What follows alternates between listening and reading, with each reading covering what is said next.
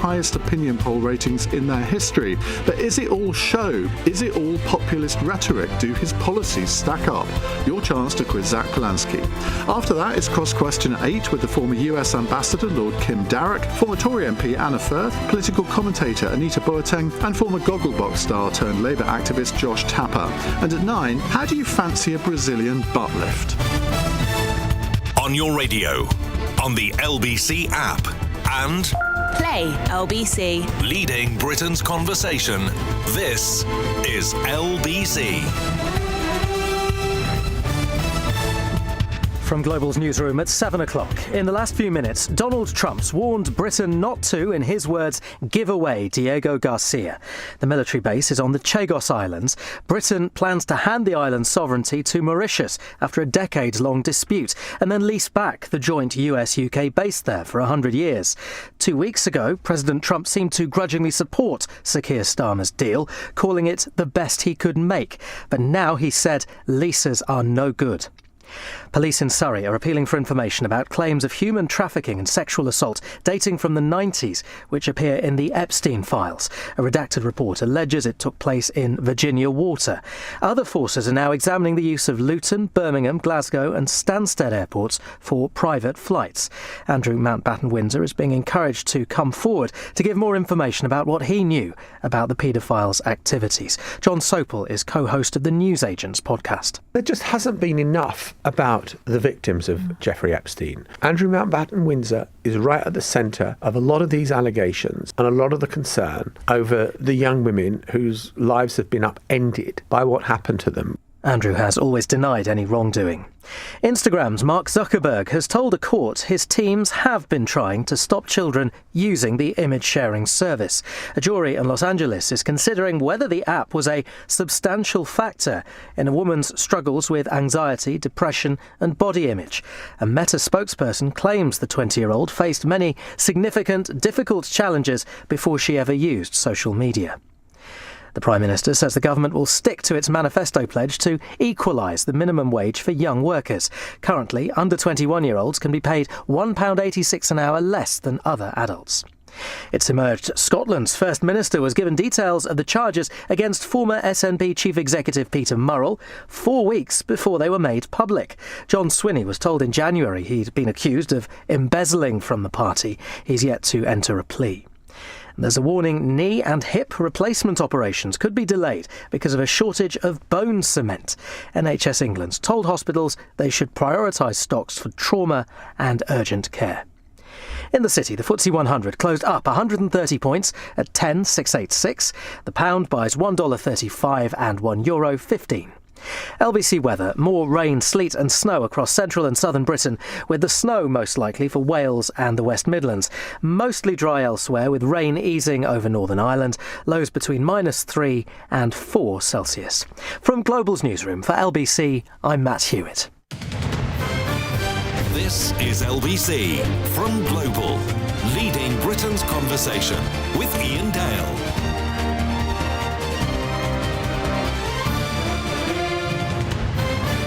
Hello, a very good evening. It's 3 minutes past 7. Welcome to the programme. It's Iain Dale here with you until 10. As many of you will know, we've got Zack Polanski, the leader of the Green Party, with me in the studio for this hour. Welcome, Zack. Just to say, if you want to watch our proceedings, you can do so on the LBC app, Global Player, or the LBC YouTube channel. If you want to ask a question to Zack, either on the phone or on WhatsApp, it's 0345 6060 973. You can text 84850. So we've got nearly a whole hour to get through. We will come to the calls almost immediately, but you've only been leader now for 5.5 months, not even 6 months yet, but it's been quite a ride for you. You've taken the Greens to get to 15-17% in the opinion polls. I think in 1 and 2 polls you've actually overtaken Labour. How do you think you've managed that? Because I don't imagine you thought you would be able to do that within that timescale. I have to say I've surprised myself how quick it's been. And in fact, we've just hit 195,000 members of the Green Party. To put that in context, when I became leader, there were 11,000 Young Greens. There's now 42,000 Young Greens, making them the biggest youth wing in Europe. And I'm really pleased with the poll ratings too. I have to say, though, and you would be the first to say this, membership poll ratings, they only matter to a point. You have to win elections. And so whether it's Gorton and Denton or whether it's local elections towns right across England and Wales, including the Senedd in May. I'm absolutely determined to get more Greens elected. And what is your ultimate ambition? Because minor parties very rarely ever think that they could actually get into power. But given your poll ratings, given the fact that your personal ratings have been so good over the last 6 months, you must be sort of rejigging your ambitions a bit, I would have thought. Definitely rejigging the ambitions. You'll know better than me what pulling a Jo Swinson is, and I absolutely don't want to do that. For viewers who don't know, Jo Swinson said she was going to be Prime Minister and then promptly lost her own seat. The aim right now is to look at between 40 to 50 Green MPs. But what I would say is that was my ambition when I became leader of the Green Party. We're doing so well. We are going back to the table and going, actually, all of these seats suddenly get in play. Now, again, politics is a roller coaster. It can be going great one month and the next month not so well. So I don't want to get ahead of myself. But also it's truthful to say we're looking at, are we being ambitious enough? And if members keep coming at the rate they're coming, if poll ratings keep going up, and if we win Gorton and Denton, that actually opens up a whole set of opportunities for the Green Party, which I think most importantly are going to be great for the country. Well, that's the first soft question over with. Let's get on to the questions. And the last one, probably. Yeah, probably. Let's go to Helder in Enfield. Helder, what's your question? Zack, congratulations on your electoral success so far. You're doing a great job. Matthew, my 14-year-old son, by the way, is a big fan, so shout out to him. Zack, my question is this. You made it clear that the Green Party's plan, if in power, would be to pull away from NATO. Do you think that would make Britain safer? Thank you, Helder, and most of all, thank you for Matthew as well. It's always lovely to hear of a young person supporting the Green Party. So, Green Party conference, which I won't get too boring. In fact, I won't get boring at all, but Green Party policy is decided by membership. It's one member, one vote. And a few years ago, we decided that our policy was to reform NATO from within. Since then, Donald Trump has threatened to annex Greenland, and I think the President of America is increasingly unpredictable and unhinged. We know that Article 5 of NATO says an attack on one is an attack on all. And what I've not heard from any other party, and I will answer directly in a moment what I want to do, but I've not heard from any other leader what they intend to do if Donald Trump attacks or invades Greenland. And in fact, the Danish Prime Minister just said last week that he's very serious about it. So I think we need to talk about contingencies. The contingency I want to see is a closer relationship with our European neighbours, looking at what does mutual defence look like and security, as well as protecting this country. There was a report recently from the heads of MI5 and the MI6, so the Joint Intelligence Chiefs, that said the biggest threats to this country are actually the climate crisis, the risk of pandemic, cybersecurity and hacking. And actually, I think we need to be working with European neighbours as well as our own country on making sure we're dealing with these risks, as well as an increasingly unpredictable But that's an American answer, frankly, that any of the other party leaders could have given. I don't think anyone says that we shouldn't be working closer with European countries on defence. And you sort of slightly fobbed it off on your party, saying, well, the party decides the policy at conference. But what do you think? Yeah, absolutely. Well, the first thing I'd say is this is what other party leaders would say, but actually it wasn't about 6 months ago. And in fact, Keir Starmer has attacked me a few times on NATO, despite the fact he just gave a speech in Munich, which quite frankly, the majority of it I could have given 6 months ago. And he's slowly shifted to my position. Now, I don't want to be churlish about it. If the Prime Minister is moving to a position that I see as a better position, then I'm pleased about that. We've also seen Mark Carney talk very candidly about what a danger Donald Trump is and how the rest of the world needs to work together to make sure we're protecting our own national security. In terms of what I think, the reason why I said that I need to put Green Party policy forward first is because the rules of the party says I have to present that. I think it's become increasingly untenable with Donald Trump in power. And again, because of the problem of Greenland, that's why I want to see a closer relationship with Europe. I think we need to create Do you want to withdraw from NATO? Let's put the cards on the table. Is that your own personal position? It's not an immediate priority, but I do think in the long term, I think NATO is not working. I think that's not even a ideological position. It's a practical, pragmatic position based on the fact that 86% of our imports arms imports come from the United States. But they've shown over and over again they're not a reliable ally. But you say that. But you've had Sweden, a former neutral country, and Finland join NATO over the past few years. You have always, I think, lauded Scandinavian countries for all sorts of different reasons, their sort of welfare system and all the rest of it. They've joined NATO because they see a current threat from Russia. Do you see that threat? Russia's a huge threat, and Vladimir Putin is an autocrat and a dictator who has launched a brutal invasion on Ukraine. And in terms of alternative alliances, it might be that it looks exactly like NATO, but it just doesn't have the United States in it. So, as I say, it's not kind of an ideological position. But you're taking a very short-termist position, aren't you? Because if your sole reason is to leave NATO or form another defence pact, which the United States isn't in, is the sole reason is because Donald Trump is president. Well, he won't be in 3 years' time. Well, so I think we need a short-termist position and a long-term. But actually, I think the short-term at the moment matters more because Donald Trump could be about to invade Greenland tomorrow or next week, and we've got to have a reaction to that. We've also seen increasing threats from Putin's Russia, and there's also the entire conversation here around China as well.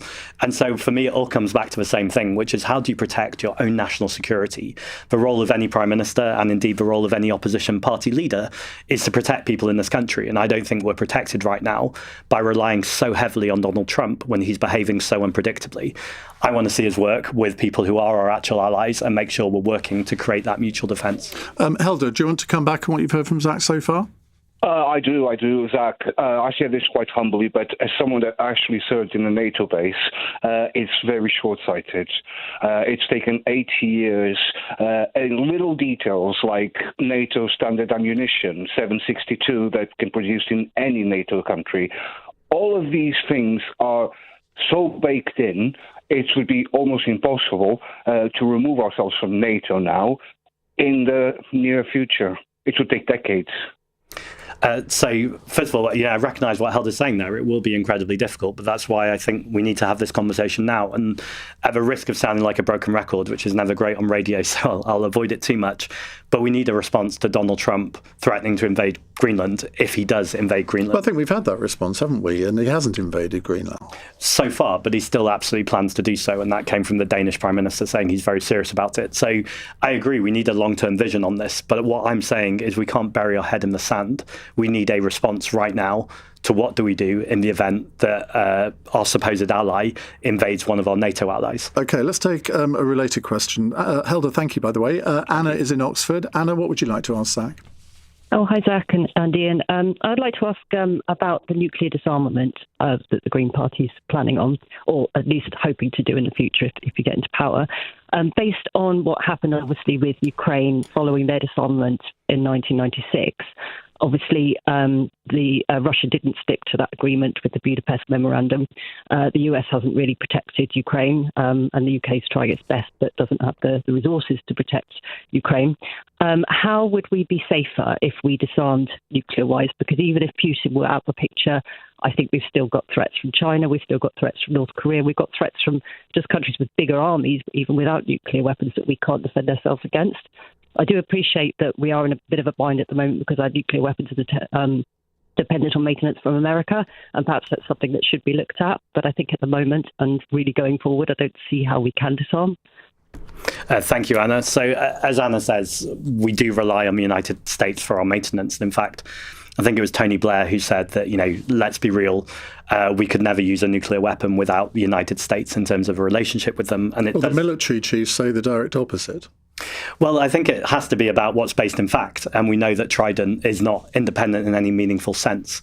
Now, I think the bigger question here is we signed up to the Non-Proliferation Treaty, and we have a commitment to denuclearize, as other countries do in the world. I think it's important that people do show leadership about that, not just the UK, but actually multilateral disarmament. And I want to see countries come together and say it's been, we've just had the anniversary of Hiroshima. We know that anyone who used a nuclear weapon would be committing millions of people to absolute apocalypse, to absolute devastation. And it's clearly not acceptable to do this. And I think that can sometimes get presented as a contentious position, but for me, it's the only sane position. OK, so you're in favour of multilateral disarmament. I think most people across the political spectrum would agree with that.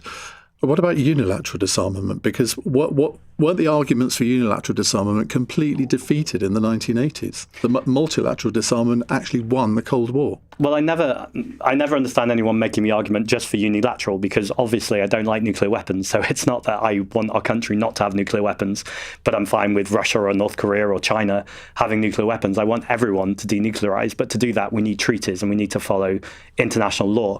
And the problem I have with the UK right now is that we have signed a non-proliferation agreement. That's right. But then we've not taken any action towards that. And in fact, we're not round the table with any other countries talking about how we can make that happen. Now, this can sometimes get called idealistic, but we've done it before. We've done it with chemical weapons. Chemical weapons are now illegal around the world. And I think we should be treating nuclear weapons in the same way that we've treated other... Chemical weapons still exist. You can't uninvent nuclear weapons, can you? No, and that is a huge issue. But at least with chemical weapons, it's illegal. So there's a mutual agreement around the world that if a country or a dictator is using chemical weapons, then that deserves a response. Well, and we have a dictator who has used chemical weapons on British soil, Vladimir Putin. So, I mean, we've got a text question here from Jeffrey on this subject. What magical methods of persuasion would you possess to change Vladimir Putin's mind on nuclear weapons? Yeah, so this is about diplomacy and democracy. And I know that Reform in the past have mocked me for saying that I would want to make sure that we were working with world leaders to denuclearize, the conversation we're just having. And I was asked, would that include Vladimir Putin? And the obvious thing is, how absurd a position would it be to say, I want everyone to denuclearize, but, Russia can keep their nuclear weapons? It seems quite obvious to me that if you want a world without nuclear weapons, you want to get everyone round the table, round the metaphorical table to do that. OK, well, let's imagine how that goes. I mean, are you suggesting, therefore, that you would want to sit down as British Prime Minister with Vladimir Putin and negotiate away our nuclear weapons? I think it's highly unlikely, but how incredible would it be if that happened? Now, we have had other times... Well, let's imagine how that would happen. Let's do a bit of role play. I'll play Vladimir Putin. Odd. You play yourself. So you sit down. We haven't got a long table, unfortunately, in the studio, but you're at one end. I, Vladimir Putin, at the other end. So, Mr. Polanski, what do you want from me? Well, I think I could point to times where the ANC and Nelson Mandela or Ireland and the Troubles, where there's been huge conflict, and we have managed to negotiate and use diplomacy to get through this. No, but what do you say to him? Well, what I want to do is have a negotiation to find out what exactly it is that he wants, what we can negotiate, and how we can move towards a world without nuclear weapons. Now, this wouldn't just be the two of us. We need to make sure that there's other world leaders here. And it's almost like you're recreating the United Nations if it's doing what it's meant to do. So how do I, as Vladimir Putin, benefit from this? Why should I give away any of my nuclear weapons? Because we could obliterate you. Well, that's the problem, isn't it? That any kind of time that anyone can obliterate someone, the other person can obliterate the other person too. And if you really want to protect your population, the best thing we could do is all denuclearize. So I think it's about having a conversation. We know from game theory, for instance, that this kind of role-playing doesn't work. What ends up happening is everyone has mutual assured destruction and everyone's dead. But the fact is that Ukraine did negotiate away its nuclear weapons back in the 1990s on the condition that it would be protected by the other powers, including Russia. And we know that Russia then invaded Ukraine almost exactly 4 years ago. I think the anniversary is on Sunday. How could you ever trust anything that Vladimir Putin said to you? I think it's a real issue. And I think the last 4 years, what we've seen in Ukraine has been devastating and brutal. I felt like when it first started on news channels, we would see every day fresh images of children and the kind of devastation that was being wrought on the country. And it feels like it's almost become normalized in the same way as the conversation in Palestine. Ultimately, I believe in self-sovereignty. And so that's why it's right we stand with the Ukrainian people. Do you believe in self-sovereignty for the Chagos Islands? No. Well, yes, I do believe in it for the Chagos Islands, which is why I support the deal. Well, Donald Trump in the last few minutes has changed his mind again on the Chagos Islands and has said he's posted on Trump's social account to say that Keir Starmer is making a big mistake and should not lose control for any reason of these islands. So where do you stand on that? Well, I mean, at the top of this hour, I called Donald Trump unhinged and unpredictable, and I think he's demonstrating it in real time, almost like he's listening to the show and responding on Truth Social. I think ultimately the ICJ said that what was happening was unlawful and we needed to give the islands back. I don't want to be a country that creates colonies, and so I think it's right that we let the people who live there have their own self-sovereignty. So you want to close the base? Again, I think we need to disentangle from the United States anyway, and I think that includes a review of US So you don't believe a Western base in the middle of that ocean, sort of like near India, near China? I mean, that is one of the most crucial strategic military bases in the world, and yet you'd be quite happy to close it. Well, we know that it's a base that has Donald Trump's fingerprints all over it, and again, he's not acting. It's been an American base there since 1967. And Donald Trump is the president of the United States, and I think that changes the entire conversation. Do you see him as more dangerous than China? I don't think it's about comparing dangers. I think China is clearly a danger to us that's dangerous in various ways. And I think Donald Trump's dangerous in various ways. They're not the same ways. But also, I don't think it's helpful to create a hierarchy of what oppression or threats are coming from presidents or prime ministers. OK. Right, more from Zack Polanski in just a moment. We'll move on to some other subjects. 0345 6060 973. It's 19 minutes past 7. Weekdays from 7 a.m. This is taxation without representation. Straight to the point. Do you get giddy with all these U-turns? Nick Ferrari at breakfast on LBC. Lucky he gets up in the morning, really, isn't it? Listen on our free Global Player app or the LBC app. Download it now from your app store. LBC.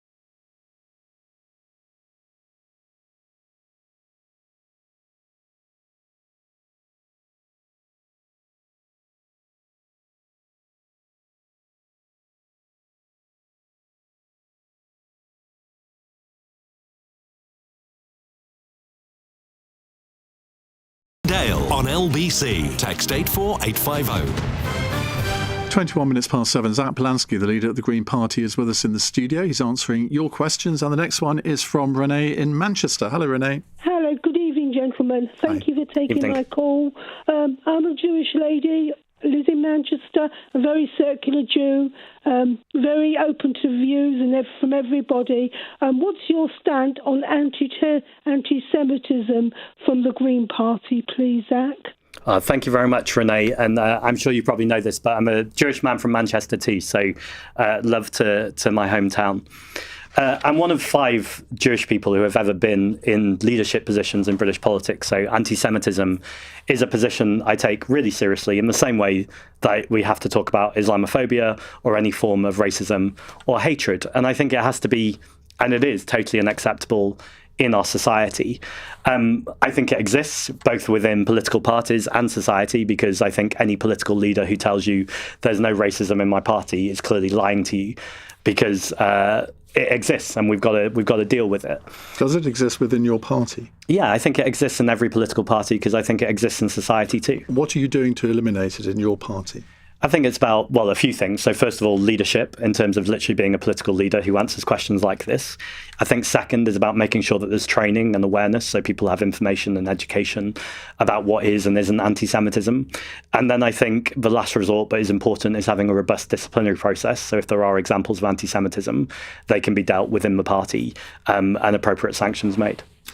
A leaked internal dossier shows that Green activists are arguing that Zionism should be treated as a racist ideology and calling for a single Palestinian state to replace Israel. You've got motions being submitted to your spring conference proposing dropping the term anti-Semitism on the grounds that it discriminates against Arabs. I mean, that sounds incredible to any normal listener listening to this programme who can see that those two things are just barking mad. Well, there's a lot to unpick there. And the first thing to talk about, again, is the Green Party democratic process. So any member can submit a policy to our conference, and we have 195,000 of them. So I have to be a little bit careful about commenting on every motion ever that arrives, but I'll take the substantive points of what you're saying. Again, as a Jewish person, I think it's really important that I speak out against anti-Semitism. I also think as a political leader, it's important to talk about the genocide that's happening in Gaza and to talk about my solidarity with the Palestinian people. You can do both of those things. And I think far too often in our national discourse, anti-Semitism gets conflated. So you don't believe in a single Palestinian state? No.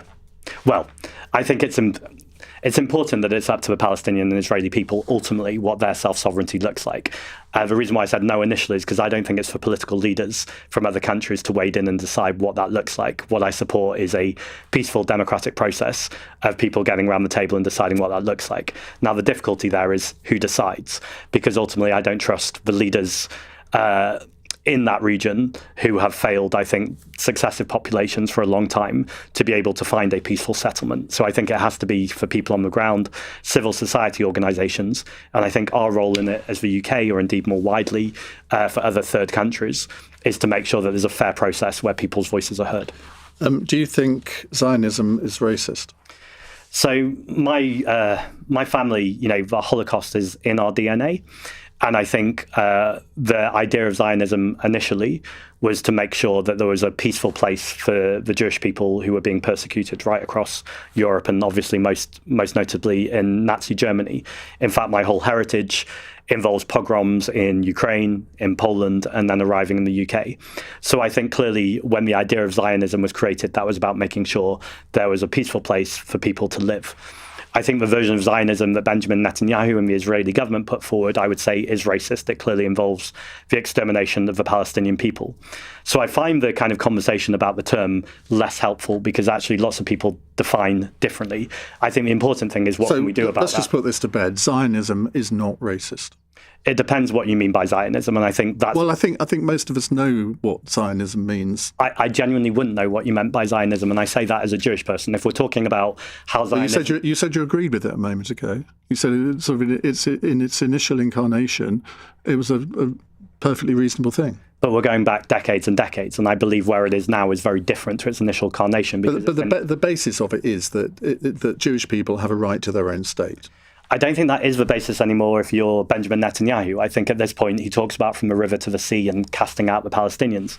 It's not just talk. Just as sort of Hamas were talking about from the river to the sea, casting out all Jews. And both is horrific, but the difference is we're seeing the extermination of the Palestinian people on a daily basis. And so I think, again, if that's your definition of Zionism, then that is clearly racist. So again, I think it's less about the label and more what can we do as politicians against the Israeli government, which is stopping the selling of arms, stopping the sharing of intelligence. There'll be many Jewish people listening to this now. Can you speak directly to them? Because, it seems to me that you are equivocating on whether Zionism is a racist ideology. You're effectively, if this motion went through your conference, your mother and your sister, who've been openly pro-Israel, would be cast as racist. Now, you can't possibly, as leader of the Green Party, want that to happen. I am equivocating, actually, and I'm openly equivocating. How can you equivocate on something like that? Because given your heritage? Because you need to define the label, first of all, and different people define the label in different ways. And so I find it unhelpful that the whole conversation I don't think is particularly practical in order to get to steps. The steps I want to get to is a place where Israelis and Palestinians can live together, where there's peace in the region, and where we end the current genocide. To do that, I think we need to put pressure on the Israeli government, from the UK government, to put pressure on the Israeli government to end the arms sales, to end the sharing of intelligence, and to call to an end to the genocide. I find the conversation about labels less helpful, and actually what I would want to see is a more sensitive and nuanced conversation about what exactly it is we're talking about, because ultimately, by the end of it, I would hope that everyone wants peace. So if your mother were to ring up now, and she hasn't, by the way, you may be relieved to hear, if she rang up now and said, Zack, I define myself as a Zionist, are you seriously saying that you would support a motion to your party conference that would label me a racist? Come on. Well, again, we'd be back to exactly what do you mean by Zionism, and that's why I think the motion... Well, you're dancing on the head of a pin, aren't you? And people don't like politicians who do that. You said you would be the green version of Nigel Farage. Well, with Nigel Farage, whatever his faults may be, you do generally get a straight answer to a straight question. Well, the two-child benefit cap seems a different answer every single day, but to come back with Nigel Farage. But to come back to the point, I think, terms are abstract, and this is a very abstract term, and it depends what exactly you're talking about. If you're talking about the original historical definition, no, I don't think it's racist. If you're talking about the genocide of the Palestinian people under the definition of Zionism, then yes, it's clearly racist. I think you need to know which version you're talking about, and that's why I find the term unhelpful. We've been talking about this now for 9 minutes. You haven't said a single thing that would convince any Jewish person listening to this programme that they should vote for you. And you were the creator of the, what was it called? Jewish Greens. Jewish Greens. You were the creator of that. You seem to have travelled on a bit of a journey over the years on this. And yet everything you've done in this conversation is to effectively say to Arabs, to Palestinians, to Muslims, yeah, I'm the man for you. Not a single word to persuade a Jew to vote for you. Well, what I would say is the poll ratings are showing that British Jews are increasingly voting and joining for the Green Party, and I think that's because there's a whole generation. What's the evidence for that? There's polling out from it. I don't know exactly which polling company, but you can Google while I'm talking, or the producer can Google. They were going to the Green Party and to Reform in increasing numbers, depending on where you lie on this question. And I think that's because there's a whole generation, I know there's a whole generation of Jewish people who I meet all the time when I go to Jewish events, who say to me, I'm so pleased that there's someone speaking up who is both proud of being Jewish, proud of our heritage, and saying what Benjamin Netanyahu is doing is not in our name, and it's not in the name of what it means to be Jewish. And I think it's important that we have that voice in British politics. I shouldn't even have to ask this question, but I think given what you've said about Zionism, I do have to ask the question, do you think Israel has a right to exist as an independent state? I genuinely don't think any state has a right to exist. People have a right to exist. So Israelis have a right to exist. Palestinians have a right to exist. But the ideas of borders and countries is a very esoteric conversation. You see, again, you've danced on the head of a pin. You haven't given a straight answer to that question. Does Israel have a right to exist as a state or not? I've given a very straight answer. What we're doing here is oversimplifying a complex conversation about borders and about states. And I repeat, Israelis and Palestinians... I can quite happily say to you that I think the United Kingdom has a right to exist as a state. I think Russia has a right to exist as a state. I think Israel has a right to exist as a state. Why can't you? Well, you say the UK has a right to exist as a state, but you should ask some of the Scottish people that or Welsh people that who want independence. And again, we get into there's not a majority for independence. Well, I think there will be in a few years. Well, there may be, and then we can have that conversation. But then they don't have a right to exist as a state. Well, no, because... Scotland has an absolute right to exist as an independent state if its people vote for such a thing. Right. And so I'm giving you the same answer. So the Israelis and the Palestinians have a right to vote for what they think the state should be, but that's none of my business as a foreign politician. OK, Zack Polanski, thank you very much. We've got another 29 minutes of questions to Zack Polanski. We'll come to those in a minute. Renee, thank you for yours. It's 7:31. Let's get the news headlines on LBC with Matt Hewitt. Donald Trump's return to opposing the Prime Minister's planned deal over the Chagos Islands. He says he's making a big mistake by entering a 100-year lease intended to keep the Diego Garcia military base operating if Britain returns sovereignty to Mauritius. Police in Surrey are appealing for information about claims of human trafficking and sexual assault dating from the 90s, which appear in the Epstein files. A redacted report alleges it took place in Virginia Water. And a man from Derby's pleaded guilty to 164 online child sex offences against more than 130 children. Electronic devices belonging to 35-year-old Sia Riley from Normanton contained a large catalogue of material. LBC weather. More wet weather for central and southern Britain, falling as sleet or snow in Wales, the West Midlands and the South Pennines. Mostly dry elsewhere with rain easing over Northern Ireland, lows of -3 degrees. This is LBC.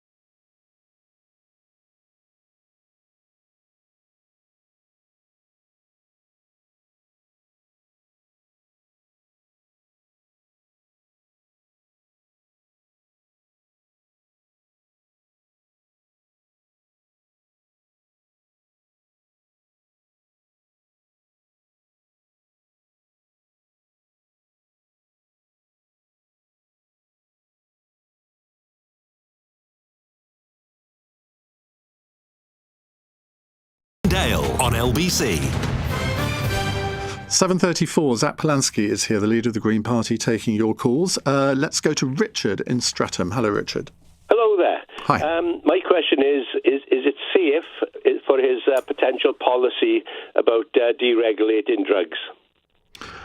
Is it a safe idea to, deregulate drugs or easy access to them? Or allow easier access to them. Right. Zack.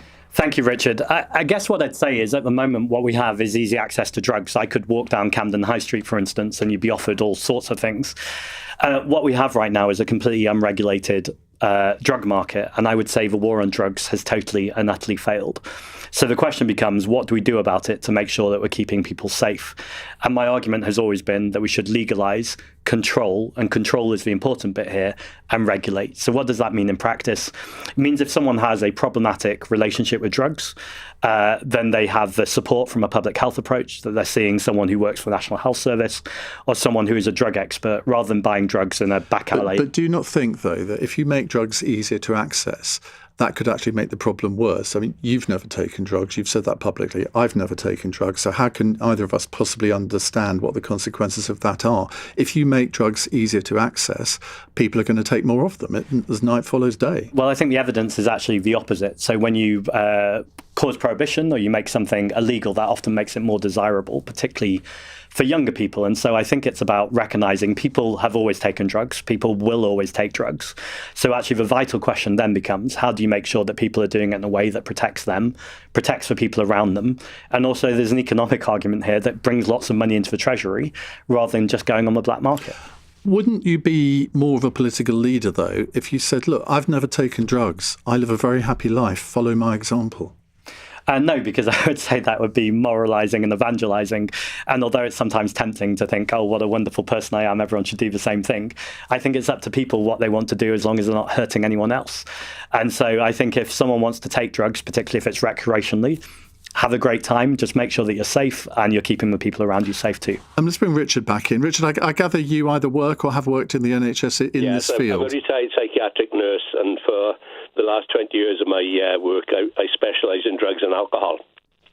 So I've worked in all sorts of dependency organisations, whether it be outreach, home detoxes, you name it, I've done it. So yes, this whole idea about if you legalise stuff, make it easier options, it's very seductive. It's a very seductive argument, but it's going to be very harmful. It's going to cause a lot of damage. And I'll give you an example why drugs were regulated in the first place. You've got to go right back in history to the turn of the 19th, 20th centuries. And the infant mortality rate in this country was enormous because people were giving children laudanum to keep them quiet because they couldn't afford, if they couldn't afford to give them food, they'd give them laudanum. And that is a big reason why drugs were regulated in this country in the first place. So basically, Richard, the message is children are at risk. I mean, everyone's at risk. I mean, do you really think this is going to be a popular policy? Well, I think children are at risk, and children are at risk right now. And so I think it's less important of the first question to me is it popular? It's what's right and what's going to keep people safe. Then it's my job as a politician to tell the story to make it popular. And I think the way to keep people safe is to take a public health approach. And by the way, that's doctors like Richard or people who work in the NHS like Richard. It's also an organisation called Anyone's Child, who are an organisation that work with people who have lost children, grandchildren, brothers and sisters to the so-called war on drugs. And I should say every time I talk about them on national media, they get a whole flood of people saying this happened to someone, to me and my family. So I'd say to anyone who's listening to this who's been affected by drugs, do get in touch with Anyone's Child. Richard, thank you very much indeed. Let's go to Joni in Bath. Hello, Joni. Hi, Ian and Zack. My question is, what would you say to Richard Tice in regards to his comment about net stupid zero? Thank you, Janie. I find it's helpful not to say much to Richard Tice because I don't think any of it goes in. But I would, I'll answer your question directly. I think the idea of calling it net stupid zero is not worth giving a lot of attention to. We have a climate crisis. The science shows us that we have a climate crisis. The UN Secretary General says this is the vital decade of action where we need to take the action. Now, people will often say we also have a cost of living crisis, and that's absolutely true. But we know things like renewables, the cost of that is coming down all the time. And actually, if we invest in our economy and if we invest in the green economy to decarbonise and make sure we're protecting people's jobs and protecting people's wages, and crucially lowering bills, because right now wages have been stuck in 2008, but people's bills are going higher and higher and higher, we can both tackle the climate crisis and the cost of living crisis at the same time. Finally, I would say we have some of the leakiest homes in Europe, and all I mean by that is people's homes aren't particularly insulated, so people are heating their homes and then the energy is just escaping. The cheapest bill is the one you don't have to pay, and if you insulated every single home in Britain that needs it, that would be a triple win. It would reduce bills, vital in a cost of living crisis, it would reduce emissions, vital in a climate crisis, and it would create hundreds of thousands of good green jobs that we could get people working and trained for. Let's take a follow-up question from Max on WhatsApp, who says, as the Greens rise in popularity, have they abandoned their roots and left behind their rhetoric on animal welfare and climate emergency? I mean, that is something you have been accused of. So you talk a lot about Palestine, you talk about a lot about different issues. I don't remember hearing from you in the last 5 months a single speech on the environment. Well, I've definitely given lots of speeches on the environment, and I can send them to you. But the point more widely, I think, is fair that I often talk about lowering bills, protecting the National Health Service, and rebuilding our public services before I talk about the environment. And there's a very specific reason for that. When you go poll people and they say to people, what party do you trust on the environment and the climate crisis? I think it's something like 83% of people say the Green Party. So we're already very trusted on that. So when I'm talking to the public or to the nation, I always want people to know about our policies to tackle people's bills, to make sure that they have fair, affordable housing, and to make sure that we're protecting our National Health Service. When I'm in my elected role, so I'm also a London Assembly member, I challenge Sadiq Khan frequently. Almost every question I ask about from him is about the environment or the climate crisis, because then I'm in the actual elected chamber where I get the work done. So I think it just depends slightly on the context. Question here from Matthew, who says, when did Zack Polanski go from making speeches and singing songs in support of the austerity-imposing Tory Lib Dem coalition to an eco-socialist, or did the Greens just promote him quicker? Well, I think people go on journeys with their politics, and I've been on a journey, and actually I used to feel... Quite a journey from cheerleading Nick Clegg and the coalition in the austerity years to what you're doing now. Well, I think that's exactly why it's a powerful way of saying to other people, I think the crucial thing about austerity that people often mistake, and I made this mistake too, is that we treat the household economy like a national budget. So when a politician says we've spent too much on the credit card or we've maxed out, those stories can be quite appealing, but actually those stories are totally false. And the arguments we need to be making are about things called spending multipliers, so investing in our economy. I think as I began to hear those stories more and more and got used to being in those spaces, it became very obvious to me that actually the things we need to do are exactly what I just answered to the previous caller, which is making sure that we're investing in our economy, particularly to tackle the climate crisis. The final thing I'd say is I had a meeting last week with Joseph Stiglitz, who's the Nobel-winning economist, and he was talking about this exact thing, that there's a big difference between borrowing for investment and borrowing for consumption. And these two things often get muddled in our national discourse. Liz Truss was obviously borrowing to fund unfunded tax cuts. That's disastrous, and that's why partly we saw the economy begin to crash. But I think we need to get much bolder about the fact we do need to borrow to make sure that we're investing in our economy, we're investing in young people, and we're investing in the future of our communities. But the debt deficit at the moment, or our national debt, is approaching £3 trillion. Our deficit doesn't seem to be coming down at all. Our taxes they're at their highest rate. Borrowing is at its more or less highest rate, apart from during the COVID years, obviously. That's unsustainable in the long term, isn't it? I mean, the natural laws, and I'm sure Joseph Stiglitz will have said this as well, the natural laws of economics don't change, do they? Well, actually, what Joseph was talking about was to bring the debt down, what you need to do is to invest. And this is instinctive to anyone who's run a business, really. You don't run a business if you're struggling by cutting back and reducing things. That's how to destroy productivity. Well, you cut costs. Well, but if you're cutting vital costs, then you're running your business to the ground. And that's what our country is doing when we cut from the National Health Service or from our education system. We need to invest in our public services to invest in our future of our economy. OK. Right, let's go to a slightly early break, then we can fit more questions in before 8 o'clock. 0345 6060 973. 7:44. This is LBC. Did you know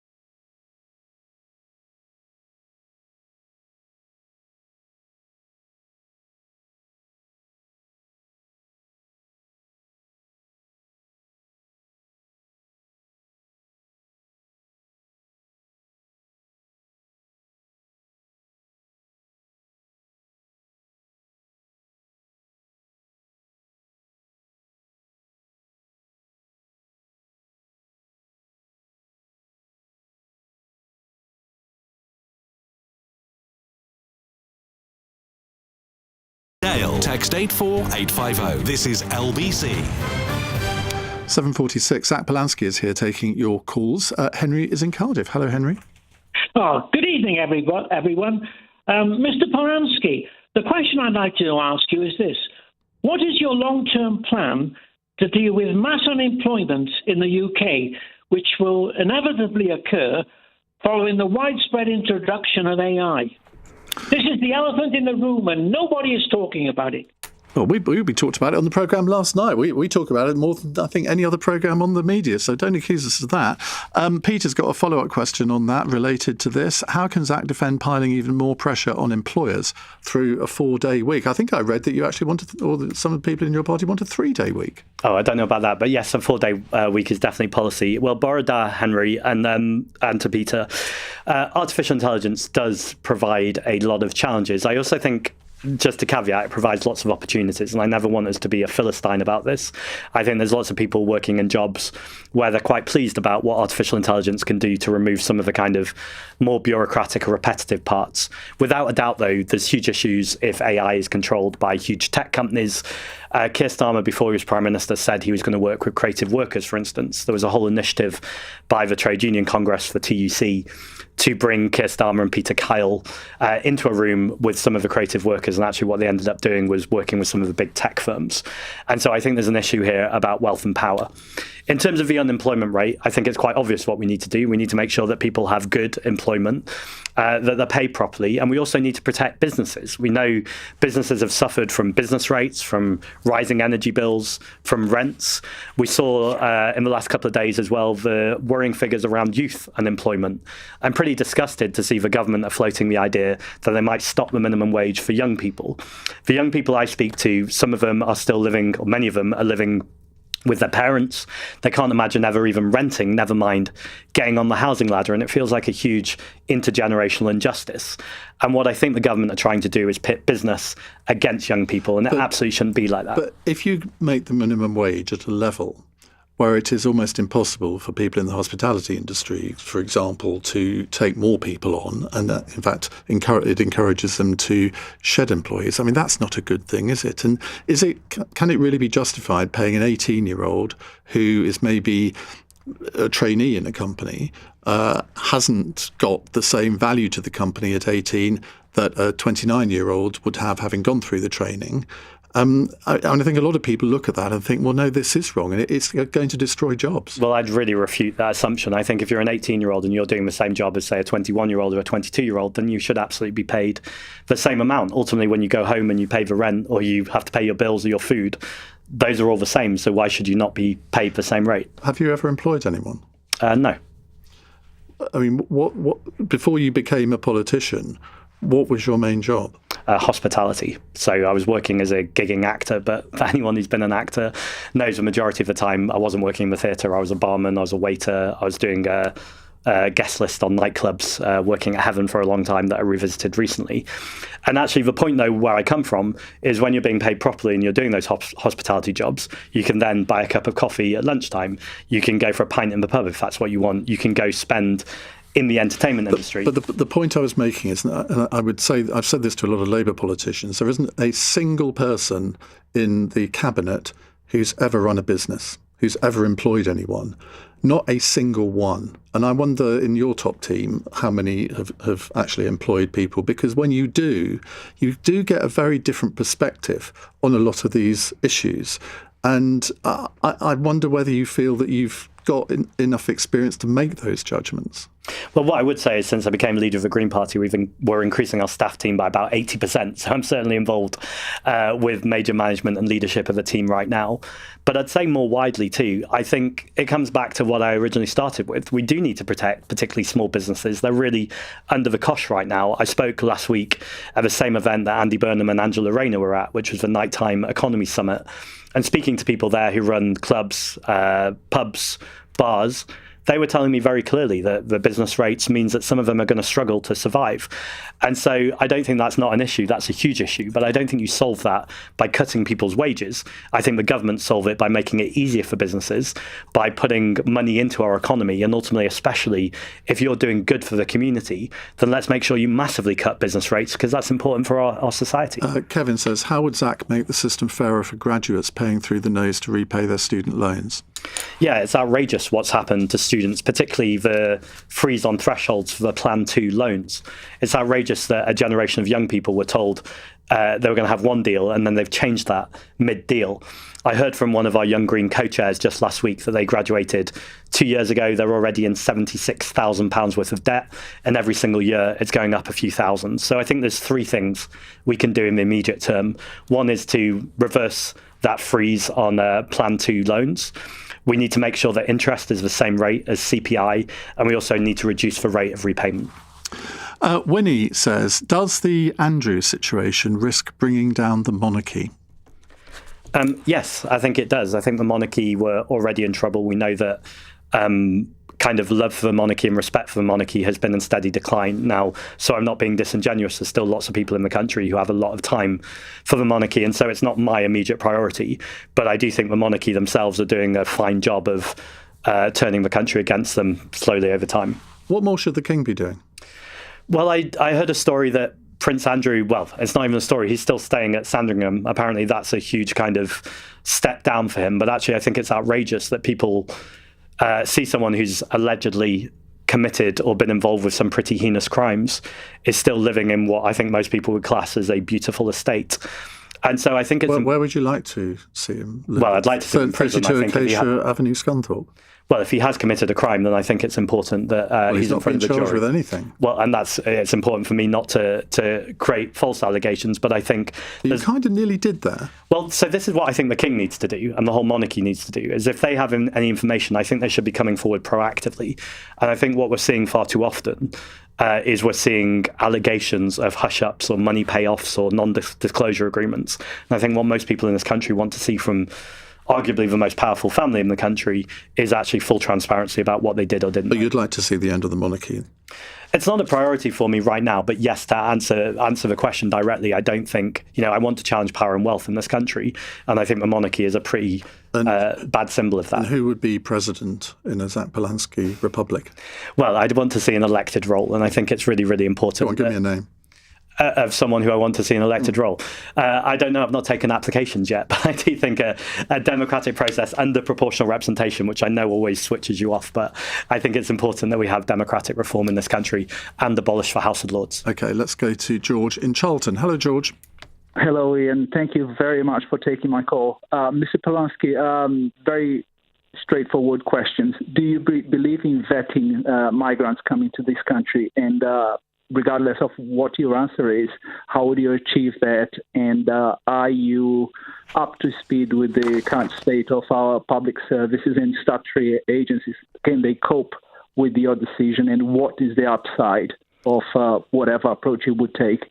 Thank you, George. I missed you say, am I up to speed with accepting migrants into this country? The vetting with amount of public services that they would use. Yeah, so our public services are absolutely crumbling, and they are at breaking point, whether that's our National Health Service, whether that's transport infrastructure, whether that's the lack of social housing. But I would say very clearly that none of these are the problems of migrants coming into this country, who I'll speak about in a moment.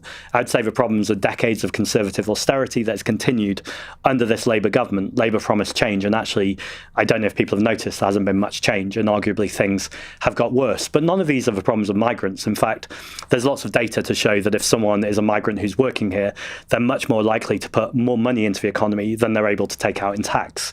The argument there is for the government to make sure that all migrants and refugees can work from day one, because actually if someone is coming over... Even somebody who comes here on a boat across the channel, which, I mean, it's illegal to cross the channel in a boat like that, you'd let them work from day one? Yeah, so I visited Calais at Christmas, and I saw the conditions that people are living in who have been fleeing war and persecution. They're in France. I mean, effectively, they're fleeing France. That's not a country that is sort of in a war. Well, if you go to Calais, it feels very much like a war zone. There's militarisation, securitization. Several times a day, police are evicting tents. They're tear gassing babies. And by the way, our government is completely complicit in this. We've spent, I think it's £367 million on a 3-year deal where the money that we're putting into the tax system is going on this brutality towards people who are often fleeing war and persecution. Or trying to stop people coming from this country illegally. That's what British government should do. It's responsible for its borders. Well, this is the point. But people fleeing war are not coming anywhere illegally and actually under human rights. With respect, if they're fleeing war, why don't they stop in the first country that's a safe country? Well, the problem is that they can't get into France because actually... Well, they're in France. Yes, they're in Calais, but police stand at the train station, stop people at the border from getting to Lille. Lille is the first place you can claim asylum. In France, it costs about €40. It's about 2 hours on the train, there and back.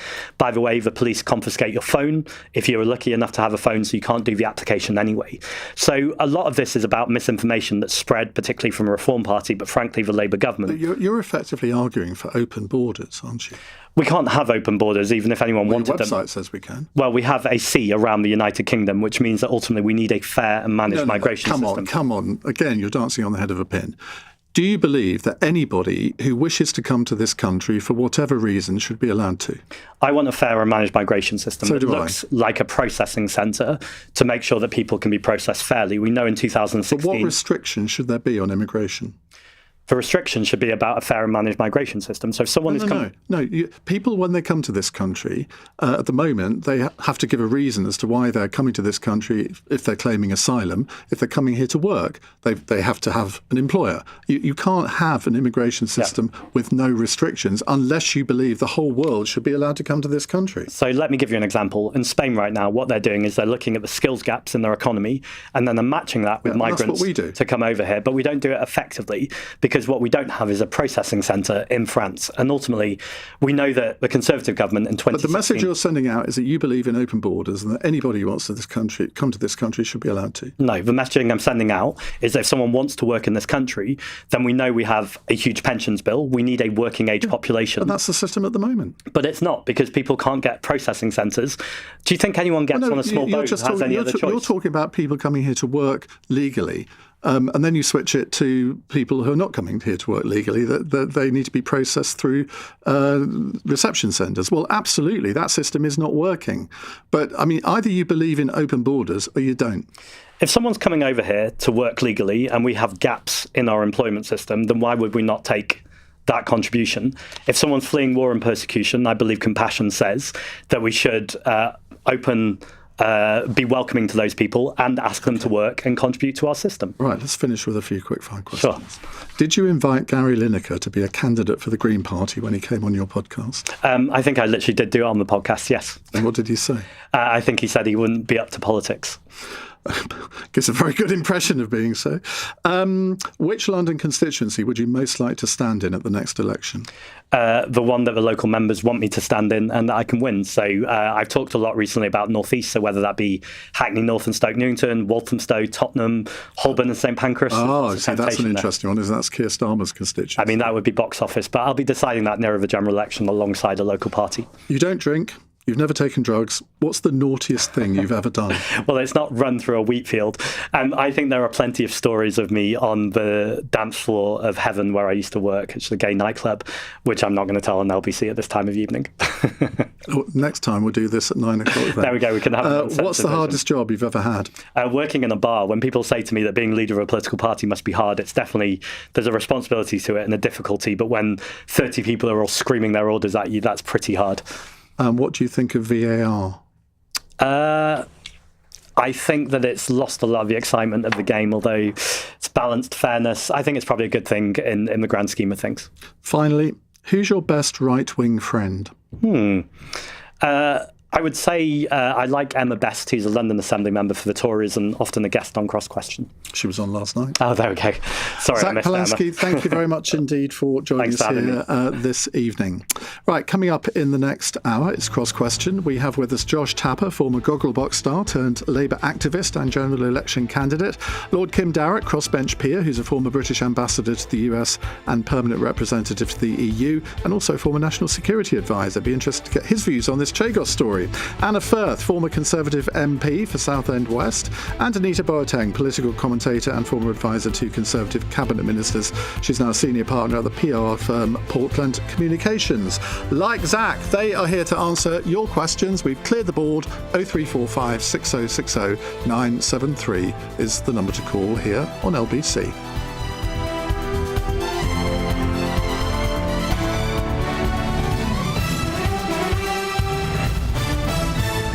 On your radio, on the LBC app, and Play LBC. leading Britain's conversation. This is LBC.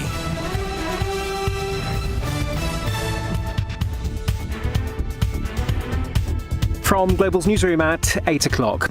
Donald Trump's blasting the Prime Minister over Number 10's agreement to hand the Chagos Islands over to Mauritius. The US President's calling the deal a blight on the UK just 24 hours after his own State Department gave the agreement America's blessing. Green Party leader Zack Polanski has told LBC he agrees with the International Court of Justice on the issue. I think ultimately the ICJ said that what was happening was unlawful and we needed to give the islands back. I don't want to be a country that creates colonies, and so I think it's right that we let the people who live there have their own self-sovereignty. Several police forces are now examining the Epstein files. Officers in Essex and Bedfordshire are assessing information about private flights in and out of Stansted and Luton, while Surrey police are reviewing claims of human trafficking and sexual assaults at Virginia Water in the 90s. The Facebook boss Mark Zuckerberg's giving evidence in a trial in California where his company's accused of addicting children. He's denied the claim and says they work to remove underage accounts. And Ukrainian officials say they won't attend the Winter Paralympics next month. It's after a group of Russian athletes were allowed to compete after a ban was lifted. In the city, the FTSE 100's closed up 130 points at 10,686. The pound buys $1.35 and €1.15. LBC weather, more rain, sleet and snow across central and southern Britain tonight. Mostly dry elsewhere, with rain easing over Northern Ireland, a low of -3. From Global's newsroom for LBC, I'm Daryl Jackson. Taking antibiotics when you don't need them puts you and your family at risk of a longer and more severe illness. Always take your doctor's advice. Search NHS antibiotics. You saw me, walking along the beach. You watched me turn round the headland, and the tide, it cut me off. The rocks were wet, too wet to climb, so I panicked. But you didn't. You dialed 999 and asked for the Coast Guard. Coast Guard. And I just want to say, whoever you are, thank you. In an emergency at the coast, call 999 and ask for the Coast Guard. I'm a real snack monster. But Mum and Dad says all that munching isn't good for me.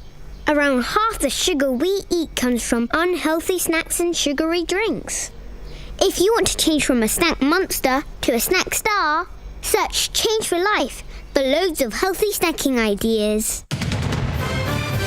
This is LBC from Global, leading Britain's conversation. Cross Question with Iain Dale. Hello, very good evening. It's 8:04 on LBC. It's all happening tonight on LBC. First now is Zack Polanski, now a star panel for Cross Question. Sitting to my left, Anita Boateng, political commentator, former advisor to Conservative cabinet ministers. She's now at Portland Communications. Next to her, Josh Tapper, former Gogglebox star turned Labour activist and general election candidate. To my right, Anna Firth, former Conservative MP, and to her right, Lord Kim Darroch, crossbench peer, former British ambassador to the US, and many other senior positions in the world of diplomacy. They have come to answer your questions. 0345 6060 973 is the number to call. And if you're not watching us already on Global Player, the LBC app, or the LBC YouTube channel, I really do want to know why. Call 0345 6060 973. Text 84850. Cross Question. Watch live on both Global Player and the new LBC app. This is LBC. Right, let's start with a text question from Rico in Kingsbury. In supporting Zack Polanski and the Green Party... is supporting Zack Polanski and the Green Party just sending a gift to Nigel Farage and Reform UK? Josh, let's start with you. I think absolutely. I mean, I think the person texting in absolutely hits the nail on the head. there's not enough airtime, I don't think, or at least attention drawn to what Labour's achieved while we've been in office, not least the biggest upgrade in workers' rights. Yeah, but this is a question about the Green Party and Nigel Farage. So I think where I was getting to was the Greens like to be in denial, I think, about the change that the Labour Party is making for working people, and also appreciating that it takes time, which is... You mean increasing unemployment? Well, I mean, look, there are various economic factors, and yes, unemployment has obviously been going up more recently. But I think your listener is right that the Greens are essentially handing a gift to reform. But that's why Labour has to demonstrate to people over the next few years the actual change that it's making. That change will take time. It is happening gradually. But look, the reason why people are turning to Green are because they feel disillusioned with politics, and they feel that politicians haven't been listening to them for long. So, it's up to Labour to build that trust. OK, Anita? Well, I think that, honestly, Rico, is that short for Rachel Reeves? Because this feels like absolutely something that a Labour politician wants to convince everyone, which is that, obviously, if you back anyone other than the Labour Party, then Nigel Farage will show up personally in your front door and, offer to take over your life. But I think the reality is that the Labour Party is absolutely failing to capture the hearts and minds that Zack Polanski is clearly doing amongst a kind of very radical wing of the party. And I don't think this message is honestly going to work. I think that all of the signs are that when you look at, for instance, London councils, that Labour, even though it's got some quite stonking majorities, might be set for an astonishing plummet. And I think that you can go on all day about how actually, the Labour Party has delivered a great deal, but no one in the country believes this is like a dagger to Josh's heart, because he's standing as a candidate in the London local elections. Get ready for the drubbing. This is local politics. And so I think that actually they will hope that this is a squeeze message. But the reality is, if your best message is, you absolutely should not vote for a party that you really do connect with because it might let in Nigel Farage, and you really don't have a message of hope. And that should really trouble the Labour government when it's not even 2 years into a general election victory that was astonishing in its size. Who is it? Milan says, you want to know why I'm not watching Cross Question? I'm driving. Is that acceptable? It's very acceptable. If you were watching Cross Question and driving, you'd end up like me with a driving ban. That wasn't the reason I got a driving ban, by the way. Anna? Yeah, I mean, the Greens are doing phenomenally well, aren't they? Didn't he say that he's up to 195,000 members? I didn't know that. That's incredible, isn't it? No, but it is actually on Google as well. But I thought the incredible bit was he said 42,000 young people. He says he's got the biggest youth wing in the country. That must be coming from the Labour Party. The Labour Party are not appealing to the youth at all. But I would say, we just listened to a whole hour of Zack Polanski, and I think anyone would be barking mad to vote for Zack Polanski. Yeah. I mean, he's got no economic policy. It's so surprising. He's hopeless on defence, open borders, disaster. And he's only really doing well because the Labour Party is doing so phenomenally badly. I mean, talk about U-turn central, which we may well come on to later. Kim, I know you love party political questions. Yeah, absolutely. Crossbench here. You can give this one a pass if you like, but do you want to? I make 3 quick points. First of all, I think you should vote for the party you want to vote for. And I think we're now in an era of, it's not just the 2 main parties, it's multi-party politics. Let's see what happens in the next election. But, the rise of the Greens is fascinating and pretty impressive. And if you look at the way the Green Party rose in Germany and the place they now have, these things can happen, politics can change. Second point I'd make is that there was a huge amount of tactical voting in the last election. The British electorate, or a lot of them, are smart enough to vote tactically. And, it's perfectly legitimate, it seems to me, to make a choice between who you would ideally, in a perfect world, like to win and who you absolutely don't want to form the next government, and vote accordingly. That's democracy. You're allowed that choice. So it is, but it's almost sad that a lot of people at the next election are going to vote negatively. Yeah, but also I would say that the Labour Party are suffering because of the performance they've put in since they've been in government, and Green are benefiting from that. And the Conservatives are suffering because of, and Reform rising because of the way they handle especially the last few years of their government. So, politics, what you reap, you sow in the end. As in life. As in life. We're getting very philosophical. Right, let's go to Chris in Stubbington. Chris, what would you like to ask? Oh, hello. Yes, Donald Trump has told the PM on his Truth Social site he's making a big mistake signing over the Chagos Islands to Mauritius. Has Trump woken up too late to a bad deal?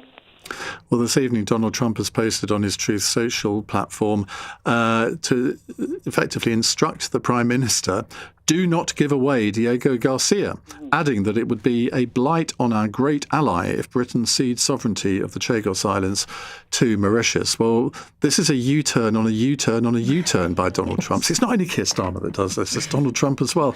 Kim Darrett, let's come to you. Oh, thank you very much. You're exactly right. This is the third or maybe even the fourth variation of Donald Trump's views on Chagos. He's gone backwards and forwards several times. And I don't know what precipitates these changes of mood. You kind of suspect it's different sides of the argument in Washington, because there are certainly those in the administration in Washington who support the deal, who get to him and he supports it for a bit, and then someone else gets to him and says to him it's bad. And also, I think it depends on his mood of the moment. It also depends whether Keir Starmer has done anything that's annoyed him. Sometimes I think the last time he went against it and then he came back in favour of it, but the last time he went against it, he was annoyed with stuff that the Prime Minister had said about American domestic politics and about what was going on Greenland. there. Greenland as well. So, will someone now get to him and change it back? I was never involved in the Chagos stuff while I was in my 40 years in the Foreign Office. I've done some research since, and I've talked to people there, and I've been persuaded that if we do not do a deal, then there will be a second legal case against us, which is binding, and we will be certain to lose it. And we will then be in a position where we're saying to other countries, you have to obey international law, like to the Russians about their invasion of Ukraine, while we ourselves are defying a judgment that is clearly against us and that is binding in the international courts. That's where it's going to end up if we don't do a deal. This deal gives us 100 years worth of lease on Chagos Islands, so it protects Diego Garcia for the foreseeable future, and its cost, which is much exaggerated in part of the media, is about the same as, say, the Americans and the French pay for their bases in the region. So it's not wonderful, but it's the best deal we can do. It was started, the negotiation, remember, by the Conservative government. It was only the Labour Party government took it over in the last stages of it. I think the path, though the Conservatives would deny this. I don't think that's right. I think David Cameron actually stopped it. He did. But it was started again under Liz Truss. No. Cameron was Foreign Secretary after Liz Truss, and he stopped this stone dead. But the point, the Tories did start it because they you're right. You had to do a deal. They did start it. But the point here surely is that I think David Lammy, when he was Foreign Secretary, said, well, we can't do this without Donald Trump agreeing to it. And if he's now gone back on it, I mean, where does that leave the legislation that's going through Parliament? Well, it's stuck at the moment, and the government is holding back to see how this all plays out, I think. But the fact is Donald Trump has been in favour, against, in favour, against. So who's to say next week, especially if, people inside the administration are in favour of it, because there are some, I promise you, talk to him, or if Keir Starmer has a positive conversation with him, be back in favour again, This story can run and run. Who'd be an ambassador in Washington, eh? Oh, well. Anna. Yeah, I mean, Trump's really done the okey-cokey with this one, hasn't he? He is in, it was an okay deal initially, then he was out, and then he was in again, and now he's out.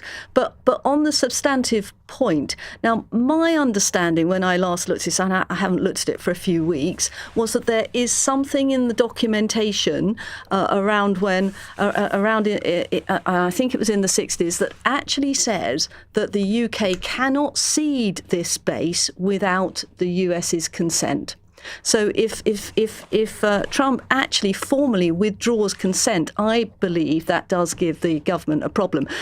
I think that the government should have thought again about this. I think Cameron was right to stop this in its tracks. I think this argument that, we might have found ourselves in legal difficulties, I don't buy that, because this is a crucial base. Starmer's responsibility isn't to some international court. It isn't to other countries. It's to us and to the British people. He should have stood up for this base, stood up for the British people and stood up for the Chagossian people and argued it, if necessary, argued it in the international court. To just give up and just throw up your hands and surrender, I'm afraid that is appalling, and I'm afraid it's the sign of surrender. Starmer is a bit of a slogan. Anita. Yeah, I think that we're in realpolitik right now, and we really should be thinking about our own strategic positioning. So I totally agree with Anna that ultimately, yes, there will be legal issues, but what we should be doing is fighting for what is strategically important. And it feels to me like with the US endlessly wavering on this, and clearly there not being consensus about whether this is the right thing, that actually could prove to be detrimental to lots of different aspects of our own security and our relationship with the US. So I'm very nervous about this deal progressing. Josh? I don't think I could say it better than a seasoned diplomat like Kim. This is clearly a very complicated issue. I agree that this was inevitable, and this is probably the best deal that we'll get in the complex scenario that we find ourselves in. But I also think that given Trump's position in out, shake it all about, as Anna put it, we can't be always just flipping our position based on whichever way the wind's blowing with Trump on any given day. Right, more questions in just a moment. 0345 6060 973 if you'd like to ask a question to our panel. It's 17 minutes past 8. This is LBC. The Hillary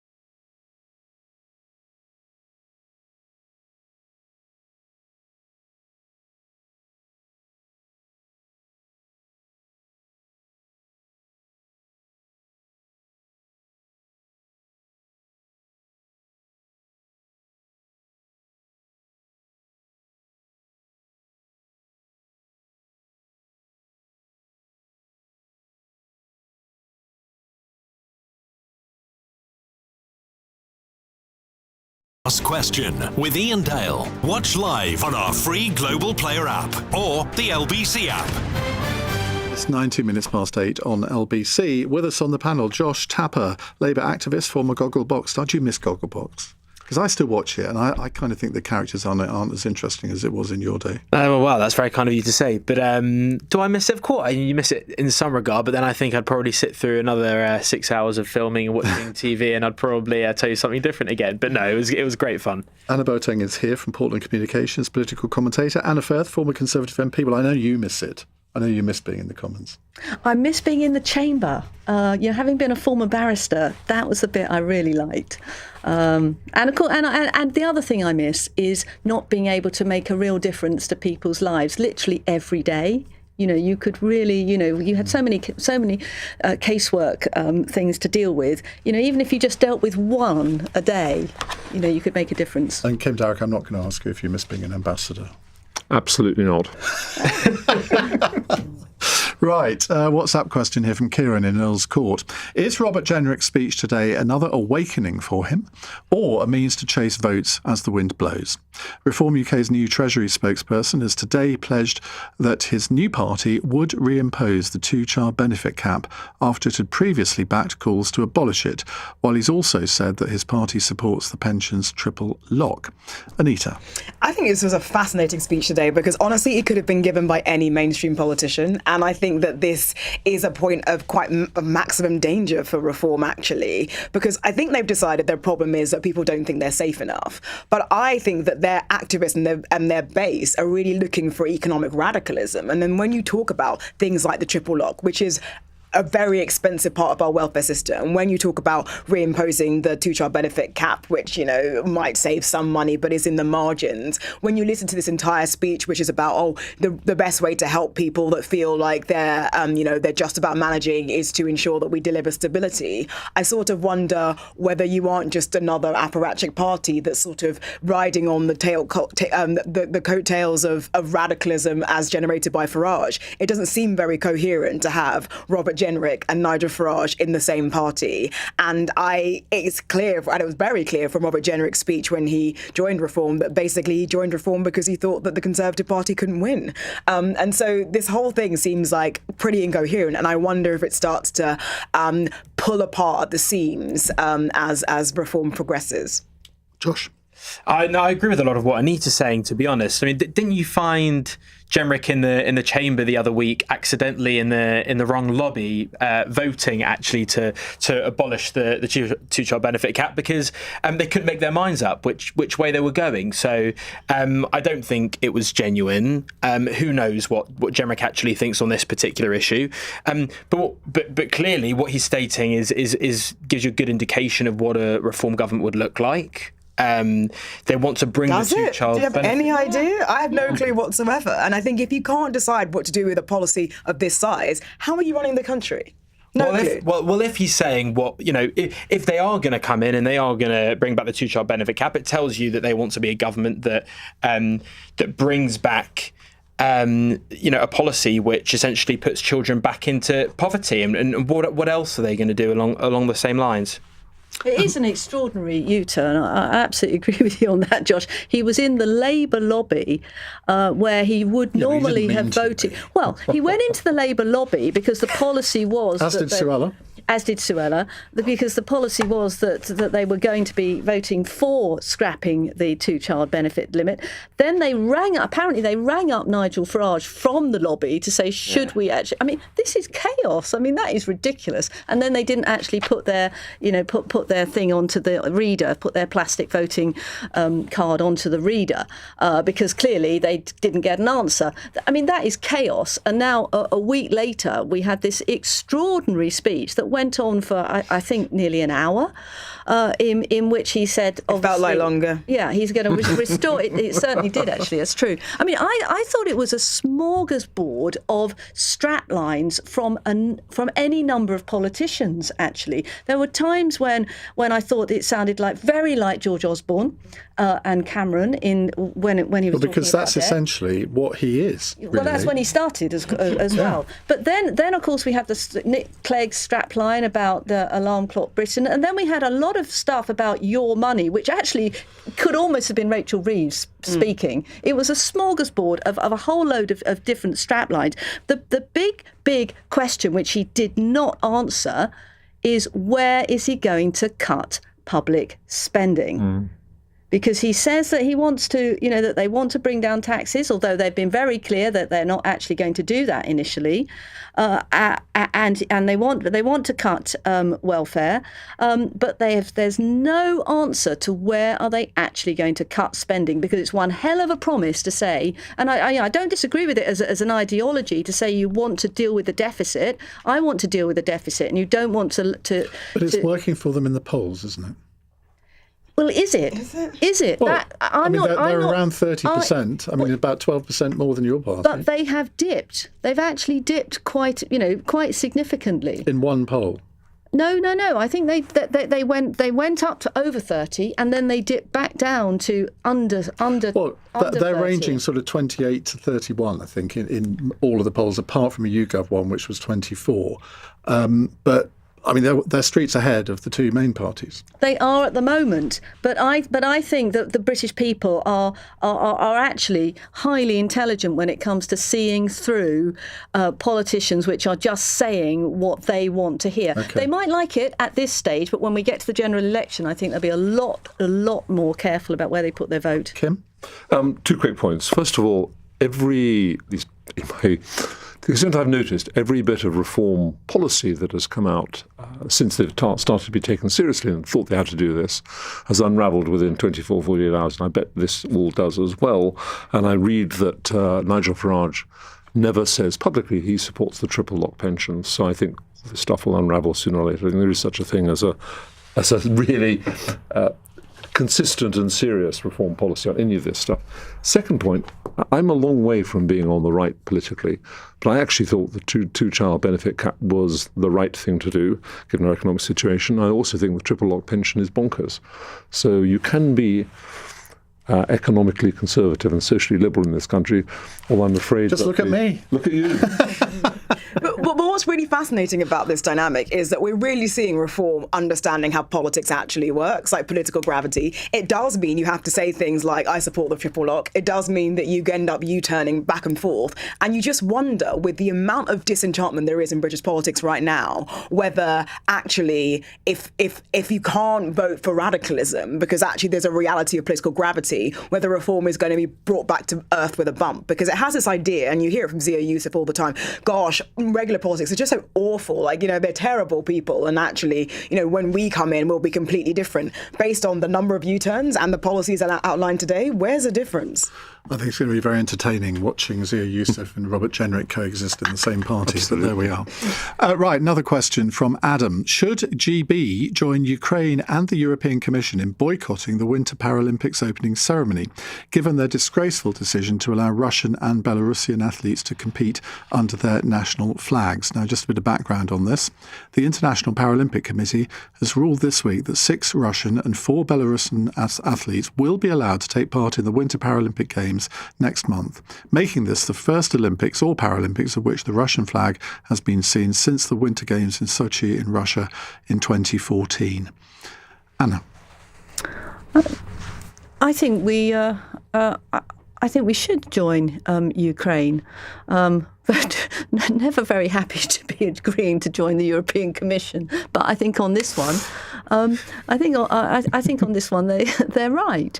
I don't think that we should have 6 Russian and 4 Belarusian athletes in the Winter Paralympics when Russia has illegally invaded and is continuing to wage war in Ukraine. Kim? I agree. I rather agree with all of that, except I think it's a good thing that we're on the same side as the Europeans, the European Commission on this. Mm-hmm. This was a bit churlish of you, It probably was a bit uncharacteristically so. Anita?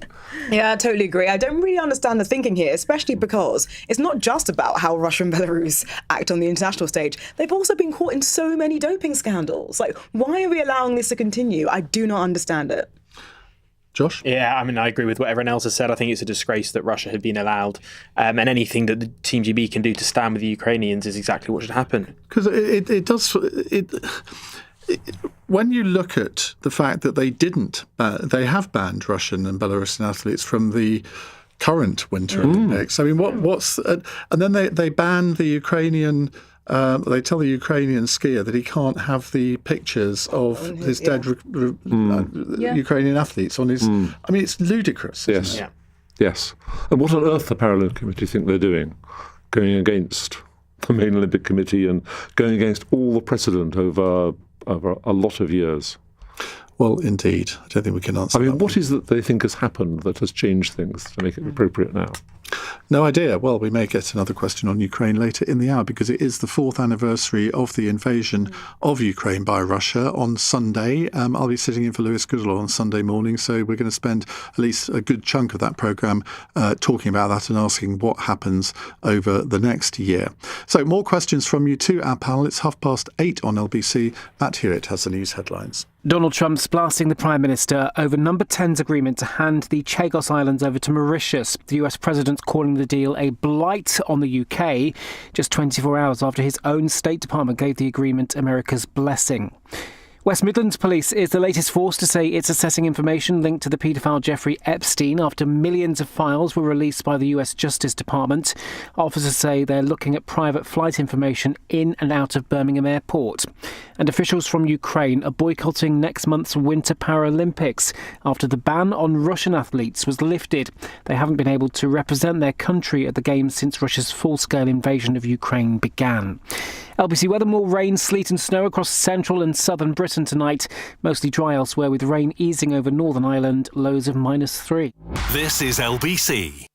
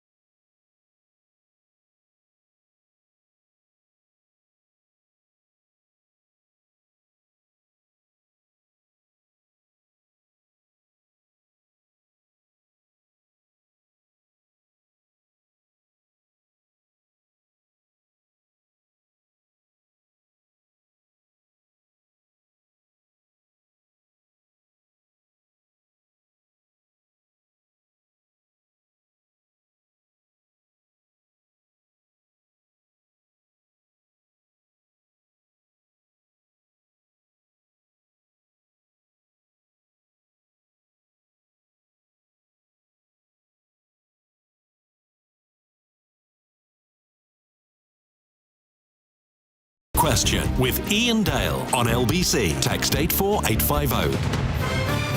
8:33 on LBC. We have with us Josh Tapper. He's a Labour activist. He's standing in the local elections in May. Lord Kim Darrett, crossbench peer, former British ambassador. Anna Firth, former Conservative MP. And Anita Boateng. She's a partner of the PR agency Portland Communications and used to advise various cabinet ministers and prevent them from coming on my programme, didn't you, Anita? Always. I got round her, though. Right, Nicole. Only with one. Only with one. That is very true. Brandon Lewis. Nicole is in Sutton Coldfield and she is asking, will Trump's peace board achieve anything? Now, it's set to meet for the first time tomorrow in Washington, though Britain, France, Germany and the European Commission have all turned down their invitations. More signs of European solidarity, Anna. While Canada's invitation was, of course, rescinded. Trump is expected to announce $5 billion of funding for the reconstruction of Gaza, which suggests that only 5 nations have paid the $1 billion which Trump demanded of nations which signed up to his plan. Just as an aside, I saw a wonderful Instagram reel of Donald Trump with Mark Carney at some recent summit, where he calls Carney the president of Canada. So Carney takes him aside and says, you just promoted me there. And Trump whispers to him, yeah, but at least I didn't call you governor. Kim, let's come to you first on this. Is this peace board going to achieve anything?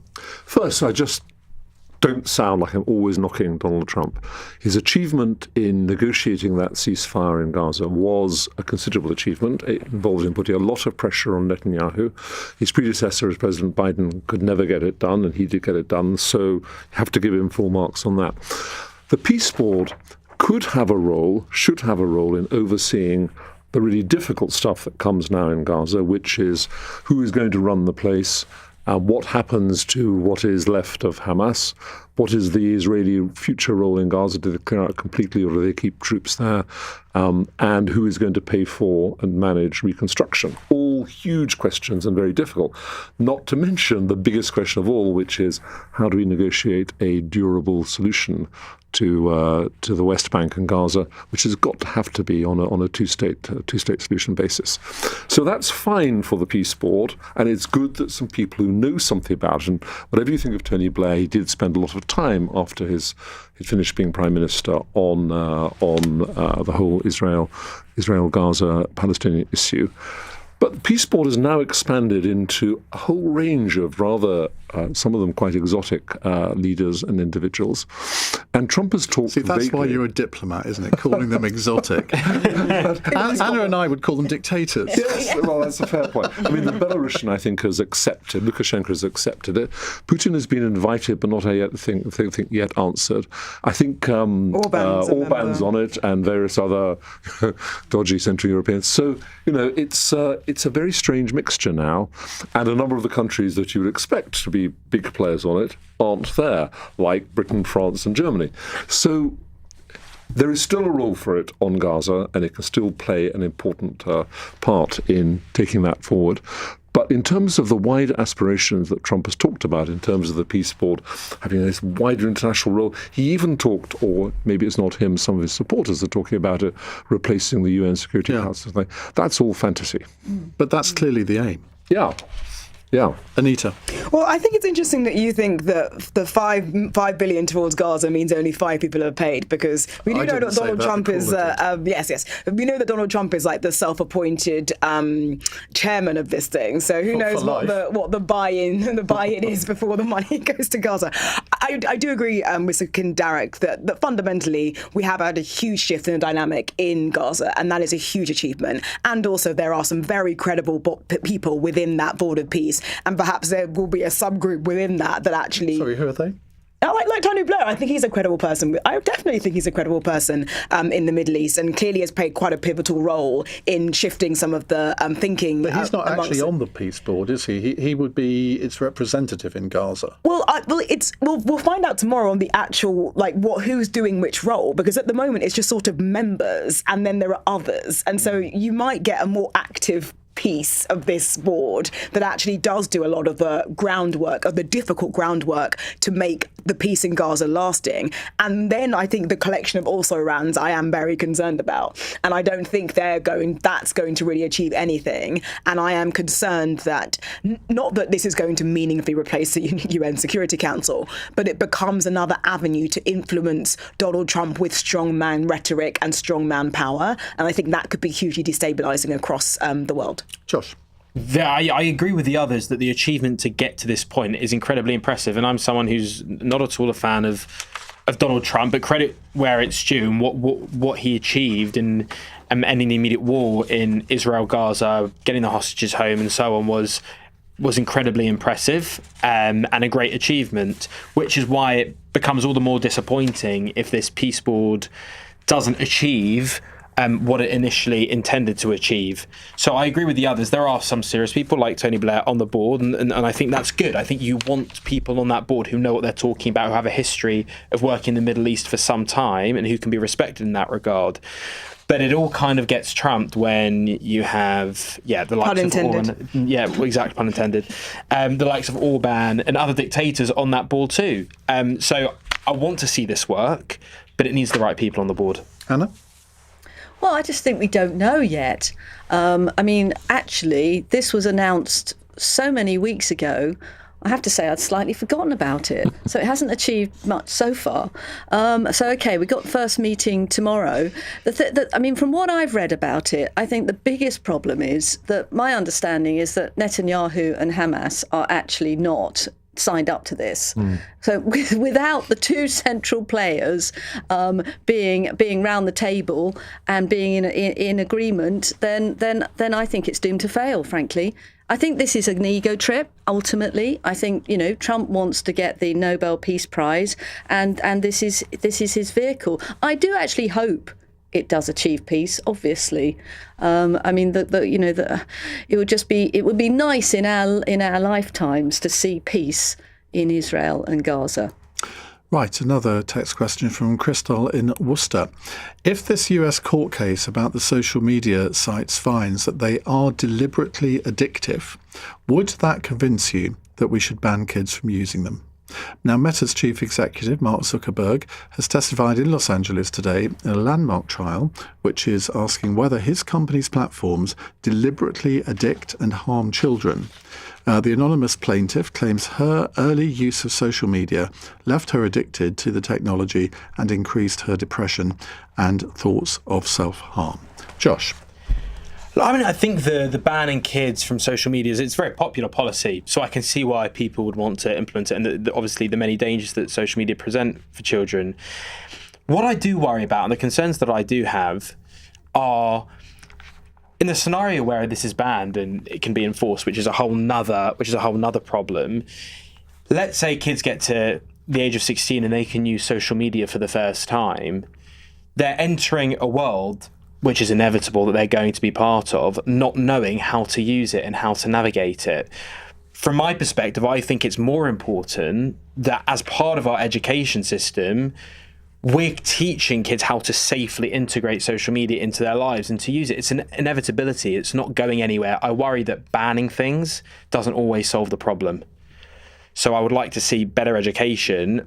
I'm not completely against it, but I'm not yet convinced that it is the silver bullet that a lot of people think that it is. So, Anita, this could open a real sort of I can't remember, I'm trying to think of the phrase I'm looking for here.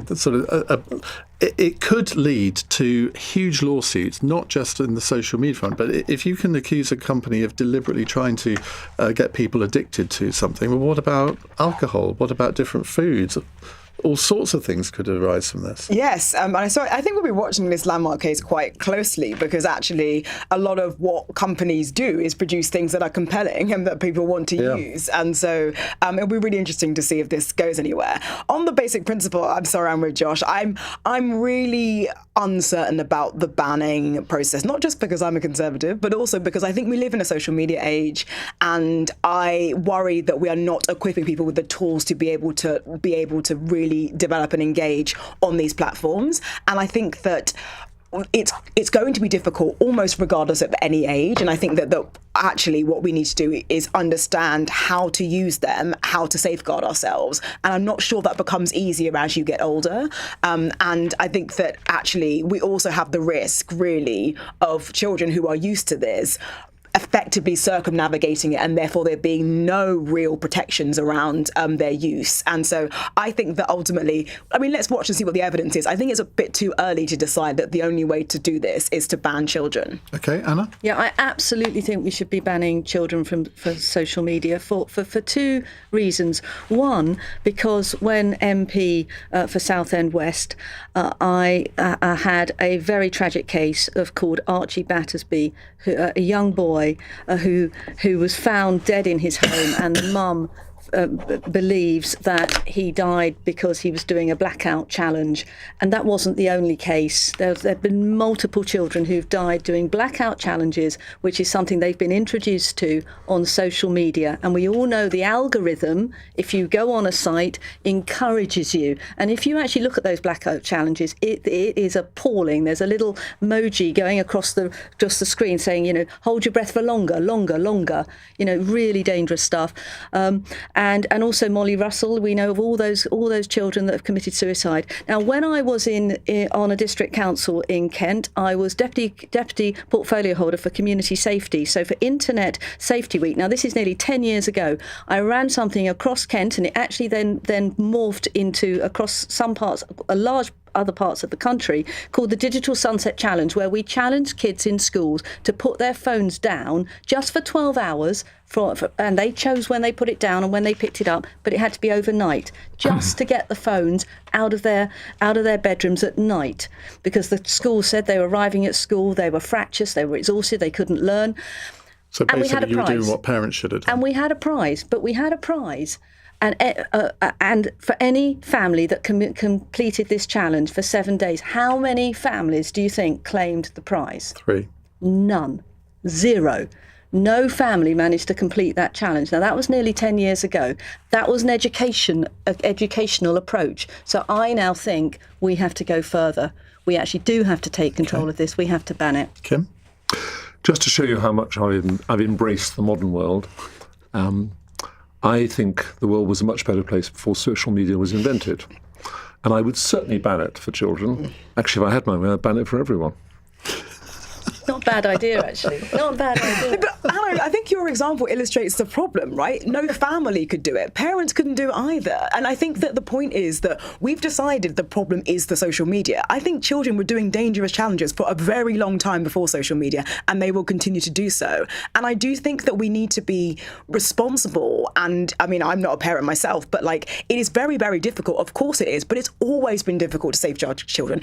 Always been difficult to stop children bullying. It's always been difficult for children to not want to grow up really fast and to do things that are dangerous and unhelpful. And it is more challenging, but I think that is the world we live in. And I don't think we can stop that from happening by banning them from social media. We won't. I'm sure we won't be able to stop it from happening. You're right about that. But when you know that the children of Mark Zuckerberg, who owns Facebook, are not allowed to have social media, so in the fantastic school, the Akela Academy, they're not allowed to have social media. So many people who are involved with this technology do not give it to their children. Why not? Because they know it's addictive and they know it's dangerous. Well, this is an interesting text from Kieran, who says, Iain, how old were you when you first used social media? I was 26. I had no social media in my teens. There's absolutely no reason to expose kids to toxic social media. Well, I think I was 41 or something when Facebook came on the scene. Yeah. Corey says, Emily, we'd like to ban you. Thank you very much. See, the support that I get from people on this programme, it's outstanding. Woody and Chris are the only people in that gallery that come to my support. Anyway, if you have possibly been troubled by anything you've heard in this last discussion and want to talk to someone in confidence, you can contact the Samaritans for free at any time of the day or night. The number is 116123. That's 116123. Or you can email Joe, that's Jo, @samaritans.org. It's 8:47. This is LBC. Nothing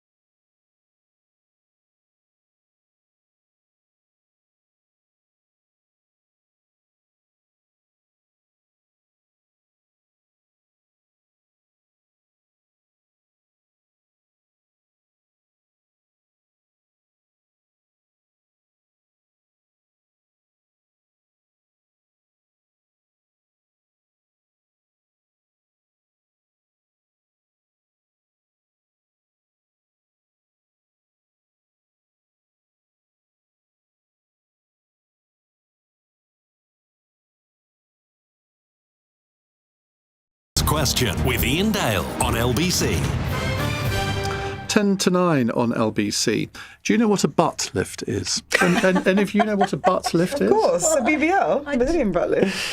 I've never heard of this phrase until today. But we're going to be talking about Brazilian butt lifts after 9. Yes, we are, ladies and gentlemen, because we are a classy programme. They need to be banned. Now, that is something that does need to be banned. Any views on that? You think they should be banned? Well, it should be regulated. It is absolutely outrageous that anyone can go and get one, apparently, in a shed. But why not? If you want to do it to your own body, feel free. No, that's the point. You don't do it to your own body. No, I know, but if you want it done to your body, so what?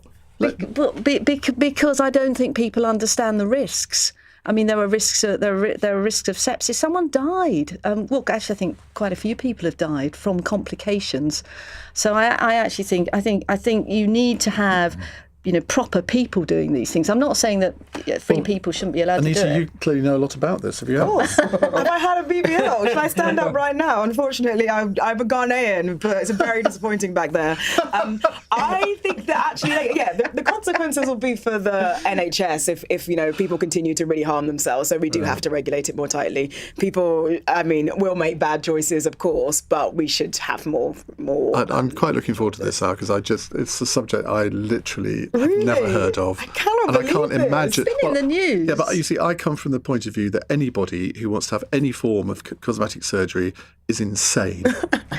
Because I've never seen anyone look better after it than they were before. I don't think, but you don't know what BBL is. So you might have been like, oh, that person looks great, not realising they've had one. Anyone that makes their bum want... No, we'll leave that until after 9. Right, Jenny is in Leeds and says, are the various allegations about Andrew Mountbatten Windsor giving a serious boost to the cause of republicanism in this country? Anna?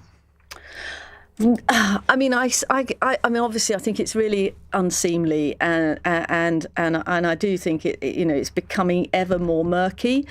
But I actually think that people make a distinction between the core royals, so King Charles and Queen Camilla and William and Kate, and the slightly peripheral, more hangers-on. So I don't think ultimately. But I tell you what I do think about all of this. I'm finding it quite extraordinary that here we have an American paedophile who had an American island, where apparently it seemed as if Brits were very attracted to this island. I do not believe for 1 minute that it's only Andrew Mountbatten Windsor and Mandelson who have been involved. I think that there's an awful lot being covered up, and it's about time we actually heard something about all the Americans who were frequenting this island. I should say that I don't think there are allegations that Mandelson was involved in that activity, and I don't think he ever went to that island. He was involved with Epstein. He was involved with Epstein, but so far there have been no allegations along those lines. But where are the allegations against Bill Gates, because he was involved with Epstein? What about Donald Trump? You're trying to get me into trouble here, aren't you? Kim, just to say very briefly, because I can do this. I agree 100% with Anna on this. It is all murky, and the stuff around Andrew Mountbatten Windsor. And there's more to come out, no doubt. But I do think people distinguish between them and what you call the core royals. And I don't think that it will do. I think it's damaging for the next few months while this story keeps running. I hope it's not more than a few months. But I think in the end, the support that there is for Charles and Camilla and for William and Kate is going to be there as strong as it is ever. But I do think Anna has a very strong point.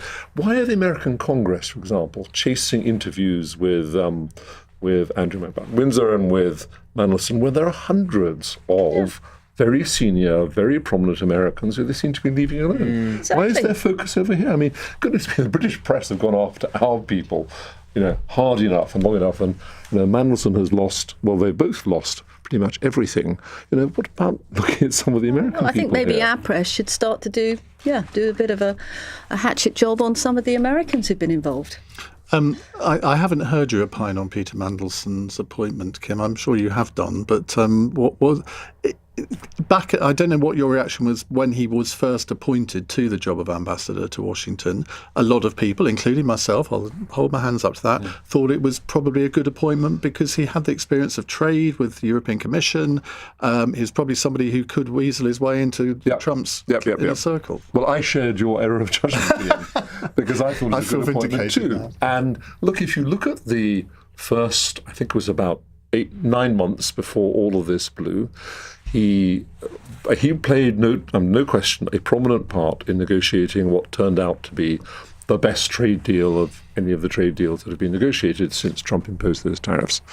And he also delivered for that Trump-Starmer meeting a technology deal, which I don't think yet has been finalized, but looks very good on paper, just has got a bit stuck. And those are two significant achievements for an ambassador. So he was looking quite a good appointment at that stage, and then the whole Epstein stuff, which is inexcusable. I always thought Mandelson was a disaster waiting to happen. The fact that he'd been sacked previously twice, should have raised, real question marks. And apparently the lady who was doing the job before him was doing a perfectly good job. But Dame Karen Pierce, I thought she was superb. Yeah. Instead, Starmer goes and puts in, She threw a party for me at the American embassy, the British embassy in Washington. So obviously, I love her, especially for you. Very good judgment. I always thought. Karen, I was launching a book. Several people are actually saying that, Anna, you're right, that Mandelson did go to the island. Yeah, because we've seen all those horrible pictures of him lounging around. I mean, he's not undressed, but we've seen those pictures in the paper of him on the island. Josh. Yeah, I mean, look, I agree with the others that I don't think Andrew is bringing down the royal family. On the whole, I think Brits are royalists, and the likes of William and Kate, they're all, they remain popular. And the king was obviously right to completely strip Andrew of his titles and so on. But there is a big question around accountability. I mean, I think that obviously that has happened now, but for a long time, I think Andrew was able to withstand from any scrutiny. And accountability, and I think there's big questions around that, but yeah, I don't think it's going to bring down the royal family per se.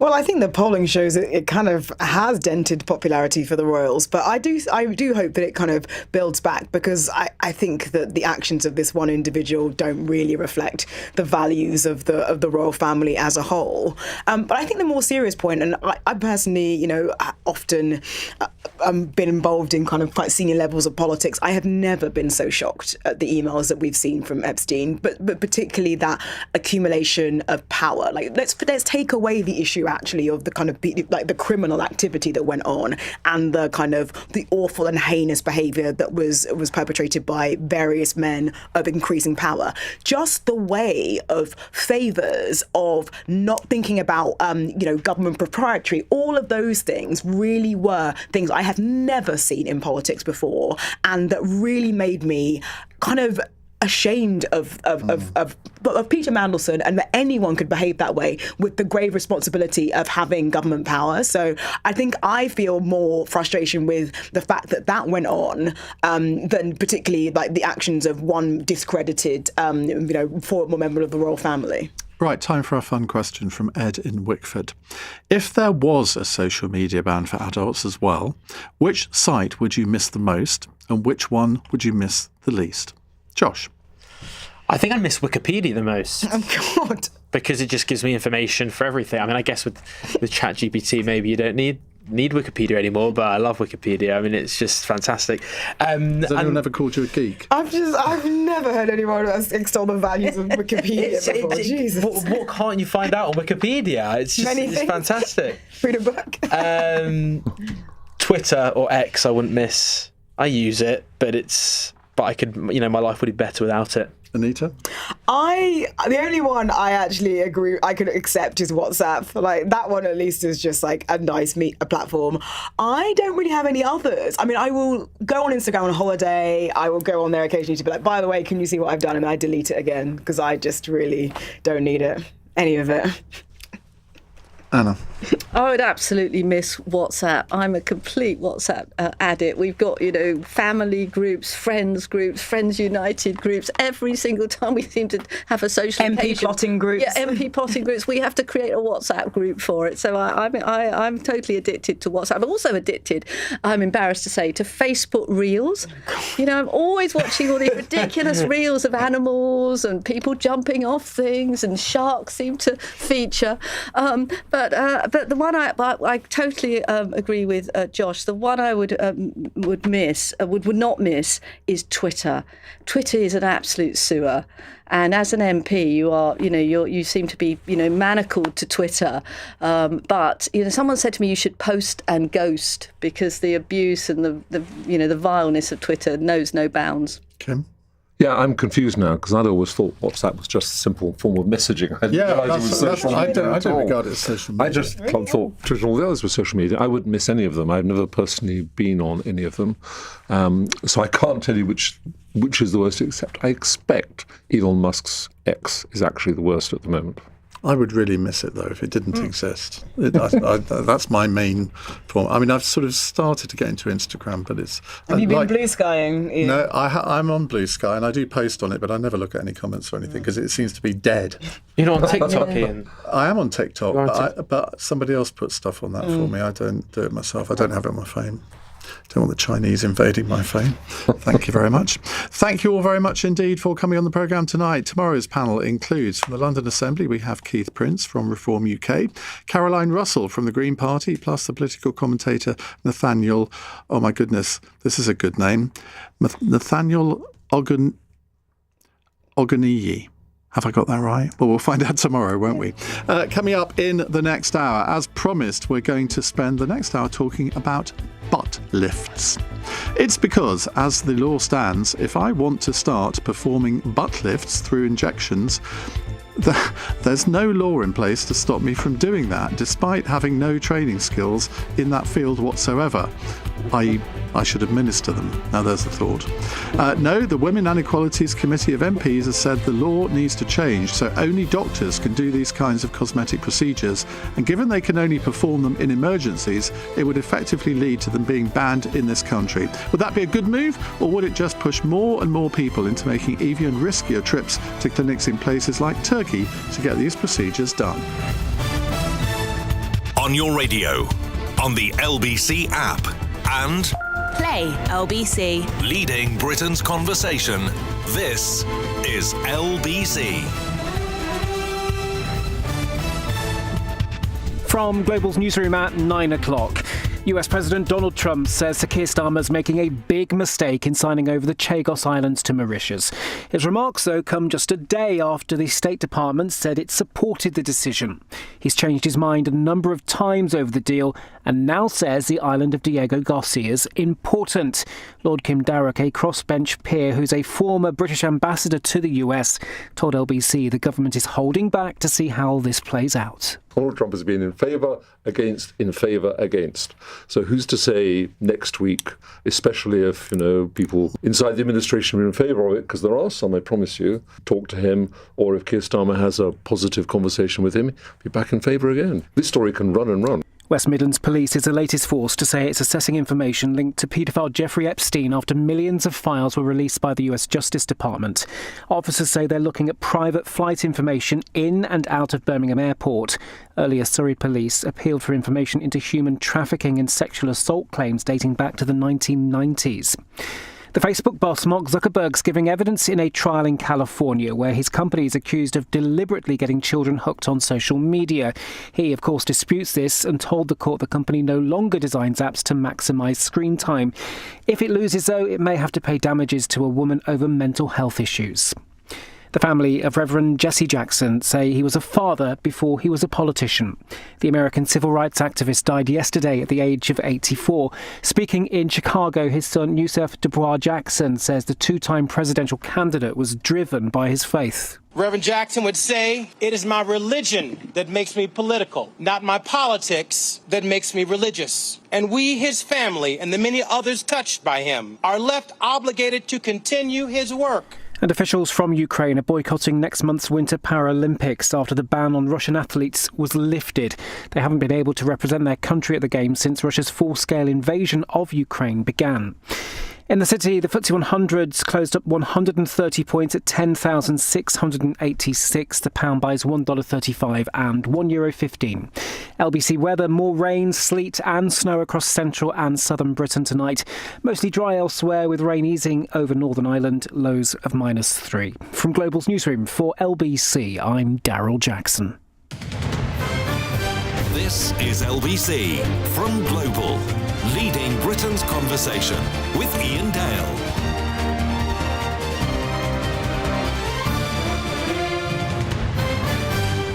9:05 on LBC. Oliver says on a WhatsApp message, whatever you're going to do with this hour, good luck. Thank you for that, Oliver, because I kind of feel I need it, because we're going to talk about cosmetic surgery, and in particular, something that is called a Brazilian butt lift. I'd never heard of that expression before today. It's not an expression, it's a description of a procedure. Whether it's a medical procedure, I suppose we could argue about that. But tighter restrictions on high cosmetic procedures such as liquid Brazilian butt lifts, BBLs, are needed immediately, according to a cross-party group of MPs. The Women and Equalities Committee said only doctors should be allowed to carry out these treatments because of the risks involved. That would act as a de facto ban, as doctors would only perform them in the most essential cases, according to this group of MPs. Now, the government has proposed a similar measure, but has yet to confirm when the restrictions will come into place. Currently, there is no regulation over who can provide procedures that do not involve incisions. Sorry if you're getting a bit queasy. The committee said this had created a Wild West market with procedures including liquid breast enlargements reportedly being done in Airbnbs, hotel rooms, garden sheds and public toilets. Now, in early 2024, Sasha Dean from Bedfordshire was left in a coma after receiving a liquid BBL. Some of the treatment was in a private house, and she ended up developing sepsis. Very quickly, it turned into a complete nightmare. She said, I had a heart attack. One of my lungs had collapsed. My kidneys were failing. My body was just completely shutting down. After 5 days in an induced coma, she pulled through and has since recovered, but she says the experience has still left her with physical side effects. It's just been the most horrendous couple of years. I lost all my hair. I've got cognitive issues. I've had problems dropping things, and I've had problems with my eyes. It's just an ongoing battle. It's ruined my life, quite frankly. Now, she's warning other women against the dangers of the procedure. She says, because it's not surgery, people still think it's safe. But for me, I just think it's the most dangerous procedure out there. I'd like to see it banned. Well, Labour MP and committee chair Sarah Owen said liquid BBLs and liquid breast augmentations pose a serious threat to safety. The government is not moving quickly enough, she says. There's no need for further consultation and delay. This wild west of procedures is placing the public at risk. She said the government needed to commit to introducing its licensing scheme, licensing for lower risk non-surgical procedures by the end of this Parliament in 2029. Now, I've never really understood anyone who undertakes a cosmetic surgery procedure, because I can't remember ever seeing anyone who looks better after it than they did before. But it is a matter of personal choice. If you are unhappy with a particular feature in your body, whether it's your bum, your nose, your ears, your eyes, your cheeks, whatever, I mean, as an individual, you surely should have the right to do whatever you like. But you also have to recognise that with any procedure, whether it is a medical one, whether there is an incision or not, any medical procedure or any procedure carries some risks. If somebody is injecting something into your body, there will be risks involved. And I'm not sure that many people are have these risks explained to them as much as they probably ought to have. So I want to know whether you have had one of these BBLs. what your experience was, whether you think that there is enough regulation. I mean, at the moment, frankly, there doesn't seem to be any. And let's widen it out into the whole area of cosmetic surgery. Why, as a society, are we now full of millions of people who think that the body beautiful is what we should all aspire to, rather than actually accept what nature gives us? Now, of course, if you are involved in some serious accident, if you have some disfigurement which you want to correct, I completely get that. If you're a woman, or indeed a man, who has a mastectomy, obviously many people in that situation will want to have some reconstruction. I totally understand that, but that's not what we're talking about here. This is to essentially make the body beautiful. But the body the body beautiful is actually in the eye of the beholder, isn't it? Because we all know that there are some people in this world who think that women, or indeed men, look better with bigger bottoms than smaller bottoms. And there are lots of people in this world who think that men or women look better with smaller bottoms than bigger bottoms. So why is it that we seem to have this obsession that we should want to improve the looks of different parts of our body because it will make us more attractive to others? I don't get it. I really don't. I don't think any of us are happy with our bodies. I don't think anybody, even if you have what most of us would term the body beautiful, I don't think even people who look absolutely gorgeous to most people are happy with their bodies. Even if you're a man, if you've got a six-pack, if you're all muscly, you can still think, oh yeah, but my ears aren't very nice, are they?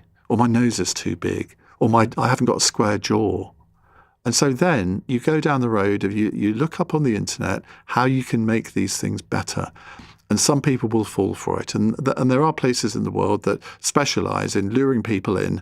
And I'm afraid I think Turkey is a country that does this. And I'm sure a lot of people are very happy with the procedures they've had in Turkey. But then I look at people who come back from Turkey and think, did you really want to look like that? And I know in today's society we're not supposed to comment adversely on people's looks, but seriously, look in the mirror. Let's talk to Dr. Stephen Land, an aesthetic doctor who's the founder and clinic director of Novalis Aesthetics. Stephen, very good evening to you. Let's look at the case in hand here with these Brazilian butt lifts. Can you just explain what happens to people who undergo this procedure? I was going to start by kind of saying that's kind of very damning and yet very true testimonial from the young lady that received the Brazilian butt lift and ended up kind of in hospital. And it just goes to show that, as you say, the complete lack of regulation in this country is just making it incredibly unsafe for everybody. What's involved in a liquid BBL? There's kind of different versions of the BBL. There's a liquid version and there's a surgical version.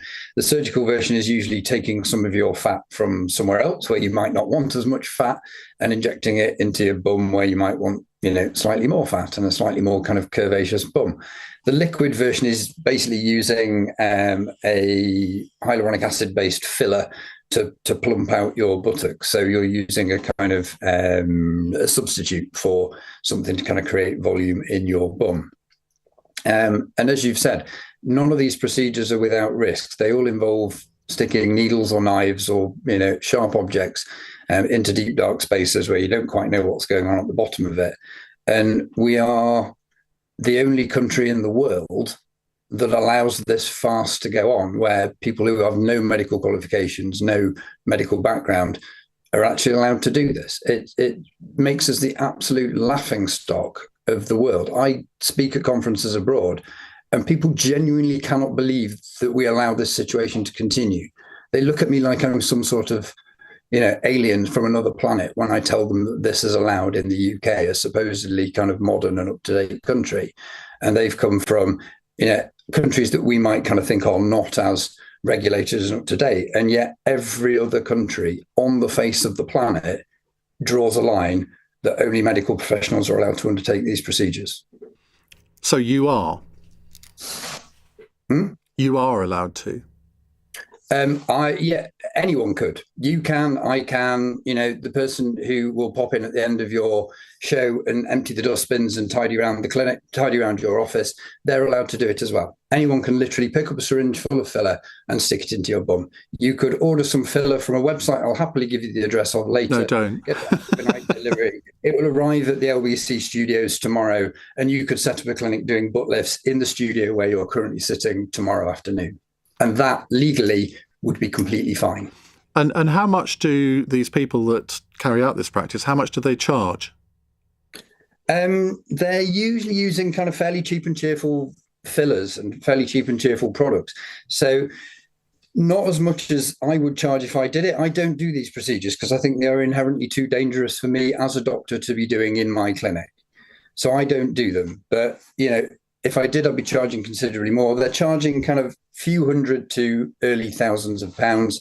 So it's not a kind of cheap procedure, but at the same time, if they were using top quality products and doing it in a sterile environment, as it should be done, then it would cost considerably more.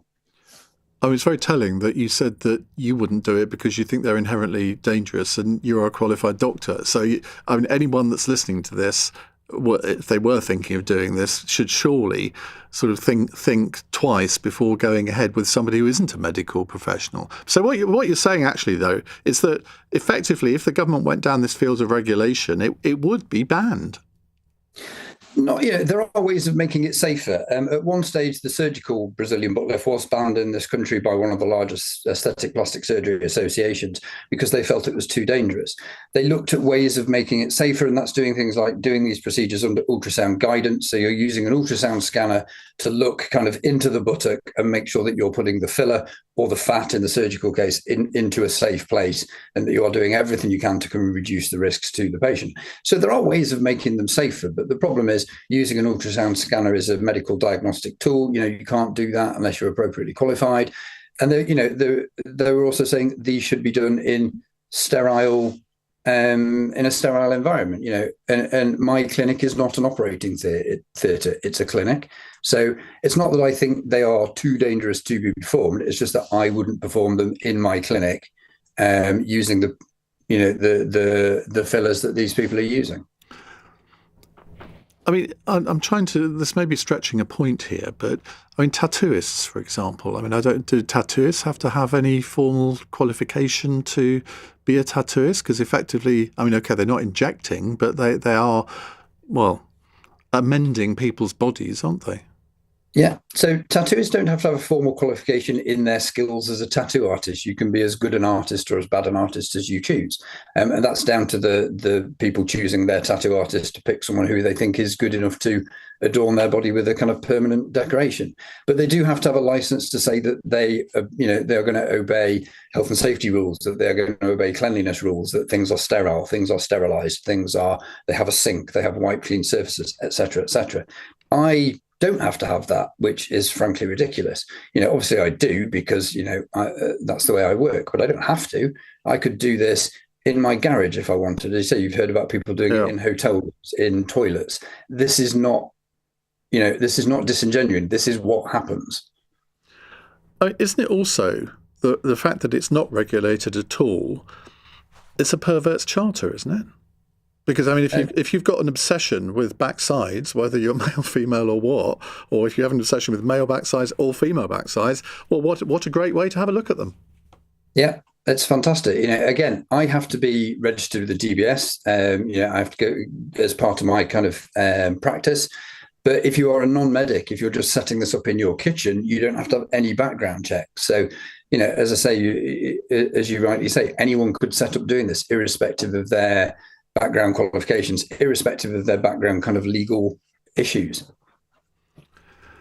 Do you have concerns that if this happened, though, people would then inevitably migrate to other countries to have these procedures done? We mentioned Turkey earlier on.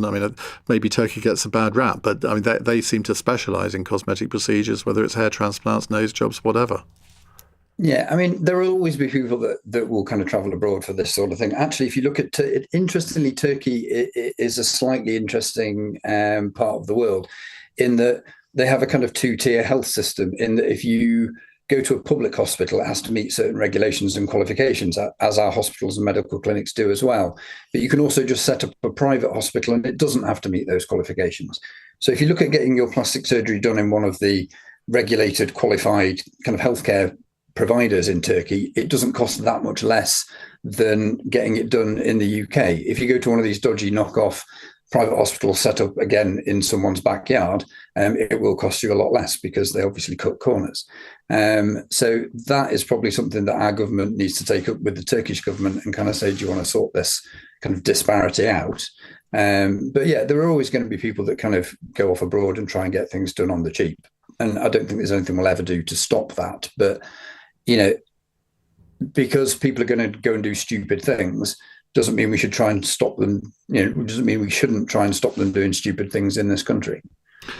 Thank you very much indeed. That's Dr. Stephen Land there from Novellus Aesthetics. Right, we'll come to your calls in a minute. Lots of people texting in at the moment. Half of them I can read out, half of them I can't, sadly, but some of them have given me quite a few good laughs while I've been interviewing Stephen Lander, it has to be said. I'm very keen to hear from you if you have had one of these procedures. Were you not anxious about the possible consequences if it went wrong, given that the person who administered it needed no qualification to do it? And what about cosmetic surgery more generally? Have you had a procedure done in a foreign country? Again, how did it go? And do you think the government needs to regulate this more closely? Because at the moment it seems to be, as Sarah Owen MP said, a bit of the Wild West. I mean, that's a bit of a joke, isn't it? 0345 6060 973. It's 9:20. LBC. And when team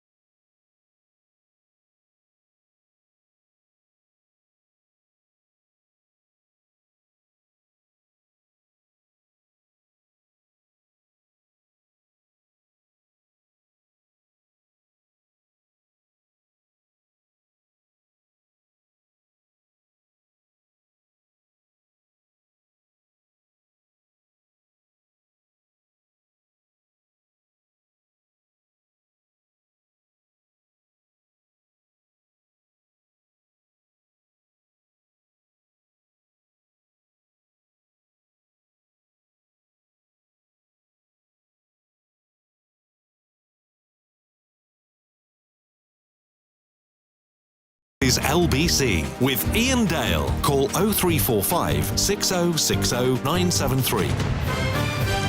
9:22 on LBC.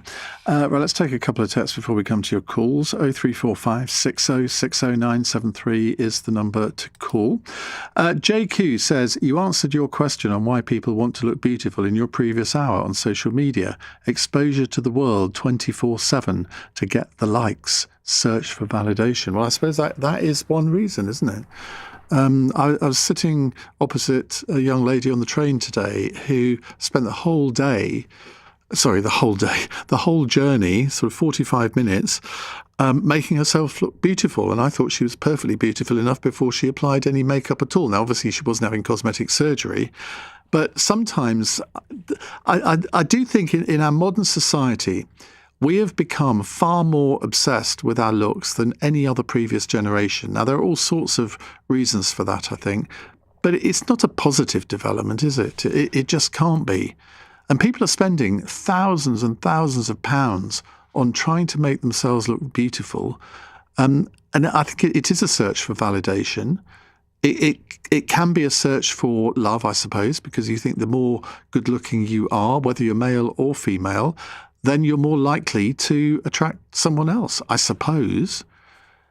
But shouldn't we actually think things are deeper than that? attraction should be more than about just how somebody looks facially or the shape of their body. I mean, maybe that's something that it's a thought that we should have, but frankly, we don't think like that anymore. It is all about making yourself look as good as you can to attract somebody that will validate the way that you look, I suppose. Let's go to Sarah in Hampstead. Hello, Sarah. Hi, Ian. Hi, what would you like to say? Ian, here I was thinking you were at the forefront of the cultural zeitgeist, because I was so surprised when I heard you say that you hadn't heard of BBL. I hadn't, no. I'm not ashamed of it either. No, I don't think it's anything to be ashamed of, because I realised that actually I'm millennial, so I must be chronically online just by reason of how common I thought BBLs were, until I listened to yourself and some other callers from Sheila's show talking about how this was totally new. So like BBLs, they became a really big thing, and I think it must be a generational thing, because they became really big with the Kardashian sisters, and like they made having a really big backside. To be fair to myself, I was aware of that, and that a lot of women want to emulate Kim Kardashian. I've never understood why, but as I say, to be fair to myself, I was aware of that. Yeah, no, exactly. So obviously that seeped through to like some other cultures like music culture, and then obviously like the whole Instagram aesthetic, and so people wanted to emulate that, and then you had some rogue suppliers of these botched jabs just becoming really regular, and as I said, obviously we know how your algorithm is all tailored to you and what you find interesting. So I think that's one of the reasons why I thought this must be commonly sort of known about, because it's all like I always get like stories of people talking about having BBLs, or like traveling to Miami or to Brazil to get their BBLs. Oh, so if you're on Instagram or Facebook, you get these reels coming up, do you? Yeah, absolutely. On TikTok, I don't have Facebook, but on TikTok and on Instagram, and I don't necessarily think it's targeted. I've never had any cosmetic procedures, despite perhaps not particularly loving my nose when I was growing up, and then being encouraged to do something about it by family members who had done something to theirs. And then as I grew a bit older, I'm in my early 30s now, I realized actually like it's just so unique to my face, and it's in perfect proportion to my face, even though it's not the perfect button nose. And so the whole thing that you were talking about in terms of loving yourself, I think it takes a lot of courage to sort of put aside these things that are targeted at you, telling you can't fix this, and actually being able to say no. I whilst I can watch this and see what the people are doing, doesn't mean I have to do it. But do you think this idea that you have to look visually and bodily beautiful to attract somebody to be in a relationship with you, is that something that has really only developed in the internet age, or have we always been like that but really haven't had the facilities to change it, to change our appearance, I mean? I think it's a combination of both, because I remember when I was growing up in the late, towards the late 2000s, like it was such a big deal if someone was getting a boob job, whereas now, like everything is just common. Like there's no such thing as it being like the only thing that's hard to access about it is how much it might cost. And even now we're talking about how the solutions to going to the different countries to get past that. But then the other thing that you said in terms of it being the internet age, I think that's so true, because in terms of finding love, where are most people my age doing it? It's on the dating apps. How are you first attracting someone on the dating apps is with your photo. So you have to do the utmost to make sure you are as attractive as you can be. Whereas I think before we had these online avenues to finding love, you actually had to work a lot more on your character and your confidence and just having the gift of the gab. But do you agree with me that in the end, I mean, it may be more difficult to find somebody if you aren't sort of like the most beautiful person in the world, but there are, every person has a different idea of what their perfect partner would be like. There are many very stick-thin men who like, should we say, very corpulent women. And I mean, there just are. And there are people who like women or men who are tall, or others who like them who are short. Everybody is different. Everybody has a different taste, and it's just fine. And this is where I guess the dating apps are very, very good at this.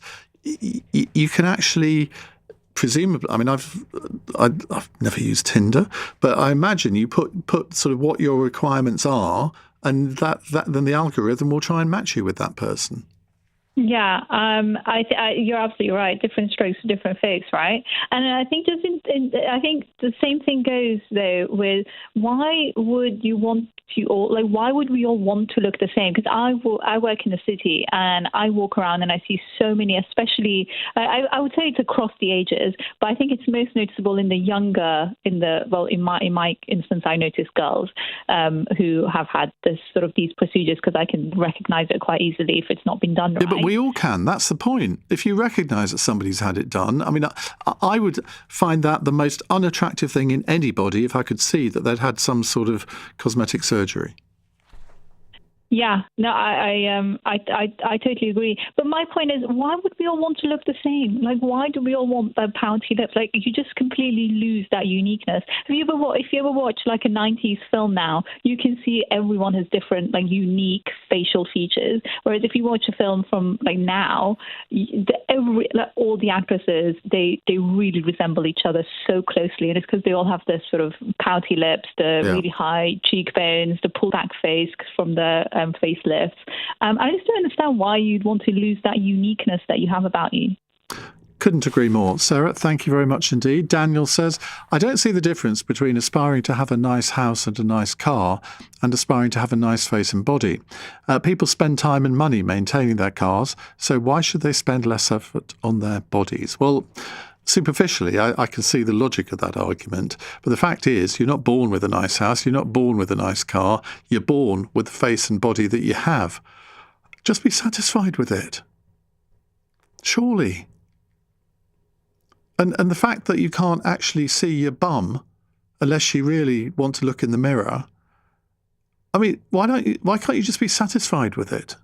0345 6060 973. It's 9:31 news headlines with Daryl Jackson. Donald Trump's urged the Prime Minister not to hand over the Chagos Islands to Mauritius a day after the US backed the deal. The US President says it would be a big mistake if Sir Keir Starmer proceeds with plans to return the islands, which are home to a joint US-UK military base. Police in Surrey are appealing for information about claims of human trafficking and sexual assault dating from the 90s, which appear in the Epstein files. A redacted report alleges it took place in Virginia Water. And a drop in petrol, food and airfares helped lower the rate of inflation to 3% last month. It's increased hopes the Bank of England will cut the base rate of interest next month. LBC weather, more rain, sleet and snow across central and southern Britain. Mostly dry elsewhere tonight with rain easing over Northern Ireland, lows of -3. This is LBC. Nothing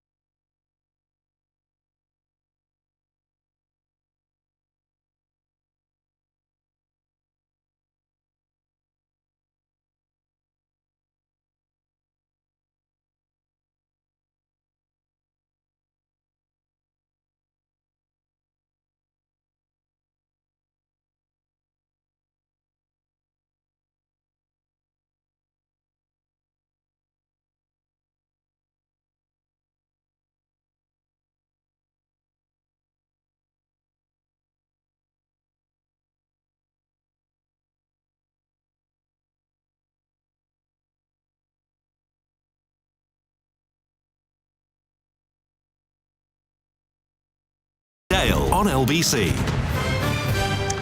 Suzanne says, good evening. You cannot say that every procedure that happens in Turkey is dangerous. I didn't say that. I know two ladies who regularly go to Turkey to have all sorts of cosmetic procedures, and they're perfectly fine. You just have to do your research. Plus, in this country, you only need about 3 months training to be able to administer Botox to people, even working in a spare room in your house. I heard this only today on the station. Congratulations, Suzanne, for writing a 12-line text without using a single full stop. Thank you very much. 0345 6060 973. We're talking about Brazilian butt lifts and cosmetic surgery. Because, as I said at the beginning, I'd never heard of Brazilian butt lifts, but it appears that anybody can administer them. If I order some filler and a few syringes, I could do that in my garden shed. Luckily, I don't have a garden shed, so I won't be doing it. But that is ridiculous, isn't it? Because it does involve well, it's not an incision, is it? It's an injection. But you'd automatically assume that somebody that was doing that would have some sort of medical qualification. And the government is being pressured to regulate this growing sector. 0345 6060 973. Now, with a certain degree of trepidation, I'm going to introduce Wayne in Boston. Hello, Wayne. Hello, Ian. You seem rather niggled of tonight's topic. Well, it's partly because I know nothing about it. Well, I'll tell you. I think it was the reason why you might be a bit niggled, because it was only 15 years ago you had a comb in your back pocket and you used to use Head and Shoulders. I did, actually. Yes, you're right. Yes. Never had a comb in my back pocket, though. I always had a comb. Every gentleman my age used to go out with a comb. No. Yeah. You're older than me, though, aren't you? No, we're the same age. Are we? Yeah, we are the same age, but my hair, I've got tons of it. Okay. Tons of it.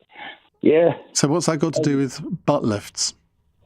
Well, I'm talking to one now. I beg your pardon? No, sorry, I've got spots in the room with me. My daughter, she's got her own salon. She's had it now for 25 years. Does she do these? No, she's not doing on the book list. She does the Botox. Right. She does, which I didn't know till today.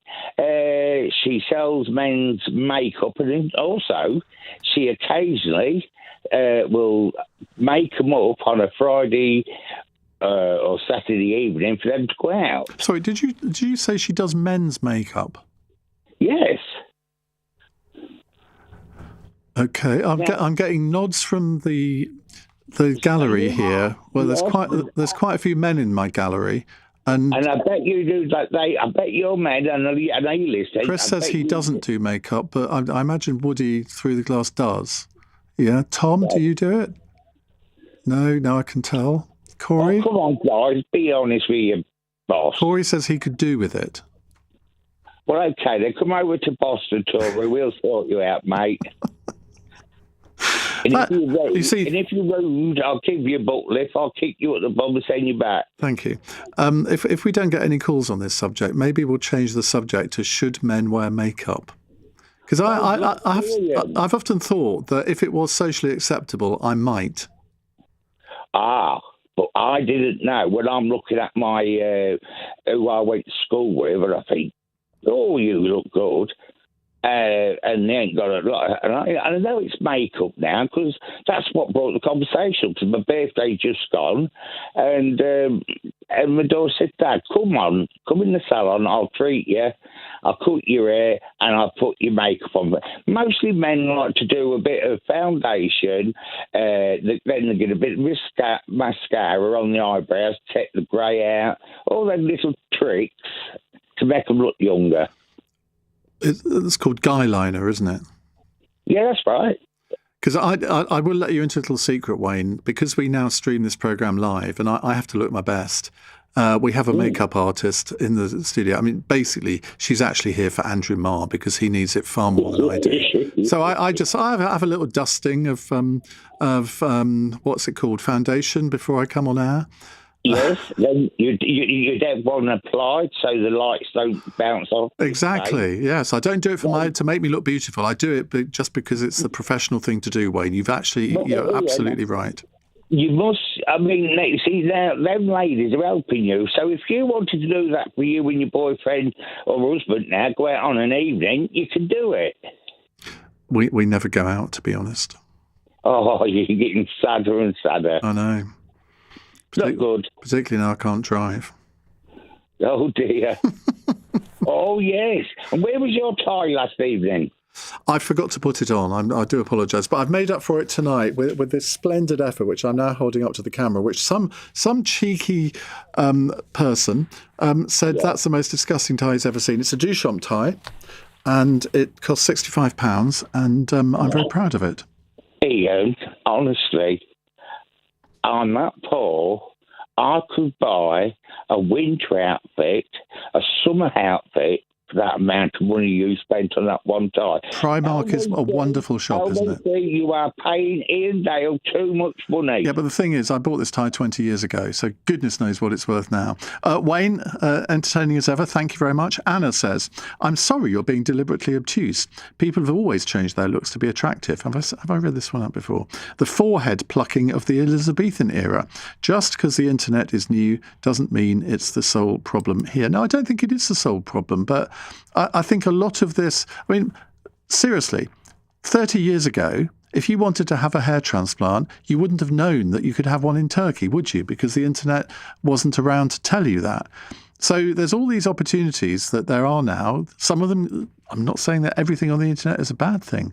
I'm not sure whether it's really a good idea to have all of these things freely available for people and also, in this country, completely unregulated. Let's go to Joan, who's a first-time caller in Maida Vale. Hello, Joan. Hi. Hi, How are you? I'm very well, thank you. What would you like to say? Well, it was about the plastic surgery thing. In the 1970s, particularly around Kensington, there was certain women were all having nose jobs, and they were all having the same nose. Now they're in their 70s. The nose hasn't grown because it's not a natural nose, and our noses grow with our faces. And they look absolutely ridiculous. But they must have taken that into account when they had them, and they must have realised that these things are not necessarily always going to look as good as they do at the beginning. It's a bit like having a tattoo, isn't it? I mean, one of the reasons I would never have a tattoo when I was younger was I thought, well, that's not going to look very nice when I'm 70. Yeah, no. But I don't think they realised at the time. Well, you see, in a way, that is why I suppose there is an argument for regulation here, not just from the safety point of view, but there should be an obligation on the people who administer, whether it's Botox or butt lifts or whatever, there should be an obligation on the people that administer these to explain what the risks are. Yeah, and exactly, there should be. But I think then, this is going back to the 1970s, I think plastic surgery was quite a new thing. Yeah, I don't know when it started, really, because I'm sure there must... I mean, it's been going on a long time, but, for the general public to have it, I think it was quite new, Is there, I mean, forgive me for asking a personal question, but have you ever had any surgery at all? No. If you did, what part of your body would you have had surgery on? I don't know. I've never thought about it, to be honest. I think that's a good thing. Yeah, I mean, the way I look at things, I don't want to be cut unless I have to be cut. Yeah. Because unless it's for a medical reason, for surgery or something, but, I don't see why you go around cutting yourself open. And do you think the government should take action to regulate this sector more? I think it should be, yeah, I definitely do, because I have one friend who had it done actually in the 70s, had her nose done in the 70s. Her nose hasn't grown, Our noses grow as we get older, as we all know. Hers hasn't. I'll tell you what, ears as well. Ears get bigger as you get older. I used to have really perfectly formed ears, and my ears now I think are too big. So and hairier. I'm not going to go into that. Yeah, you are right there. Why is it that the older you get, and I'm looking at all the guys in the gallery here, the older you get, you sprout hair where you really shouldn't do? I know. It's really horrible. I don't like... I mean, no, I'm not going to go into what I do to my ears, but... Yeah, and but apparently, if you go into one of these Turkish barber shops, what's it called? They burn your ears to get the hair out or something. Yeah, they do, don't they? They do. I've never had that done, but apparently it's quite good. Oh God, no. No.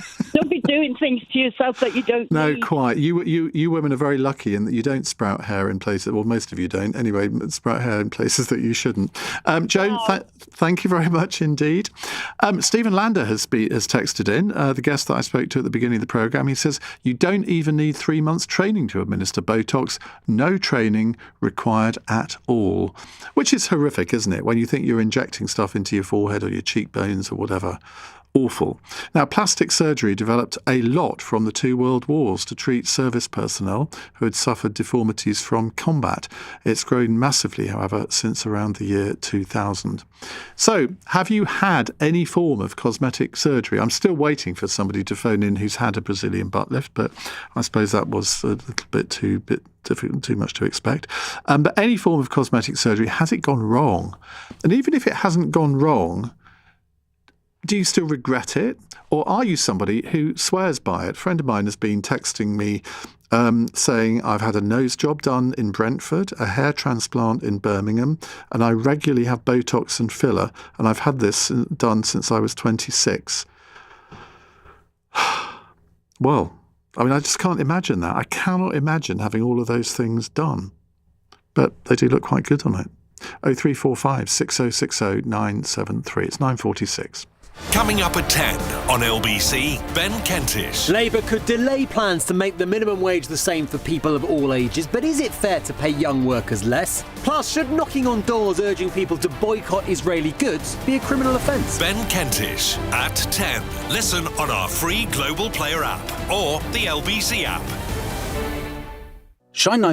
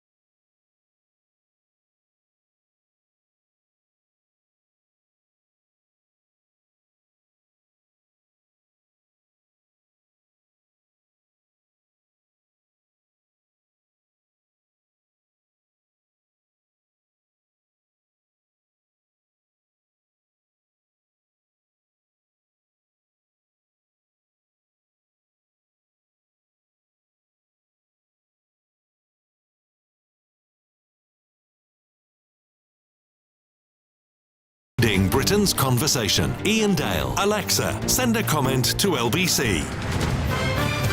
9:49, Michelle says, Iain, thank you so much. This phone-in has given me/us the best laugh in a long time. Sorry to be serious, but I do think if you can afford to go abroad for a BBL, you shouldn't expect the NHS to pick up the bill if it goes, well, she says belly up. I think she means bottoms up. Thanks again.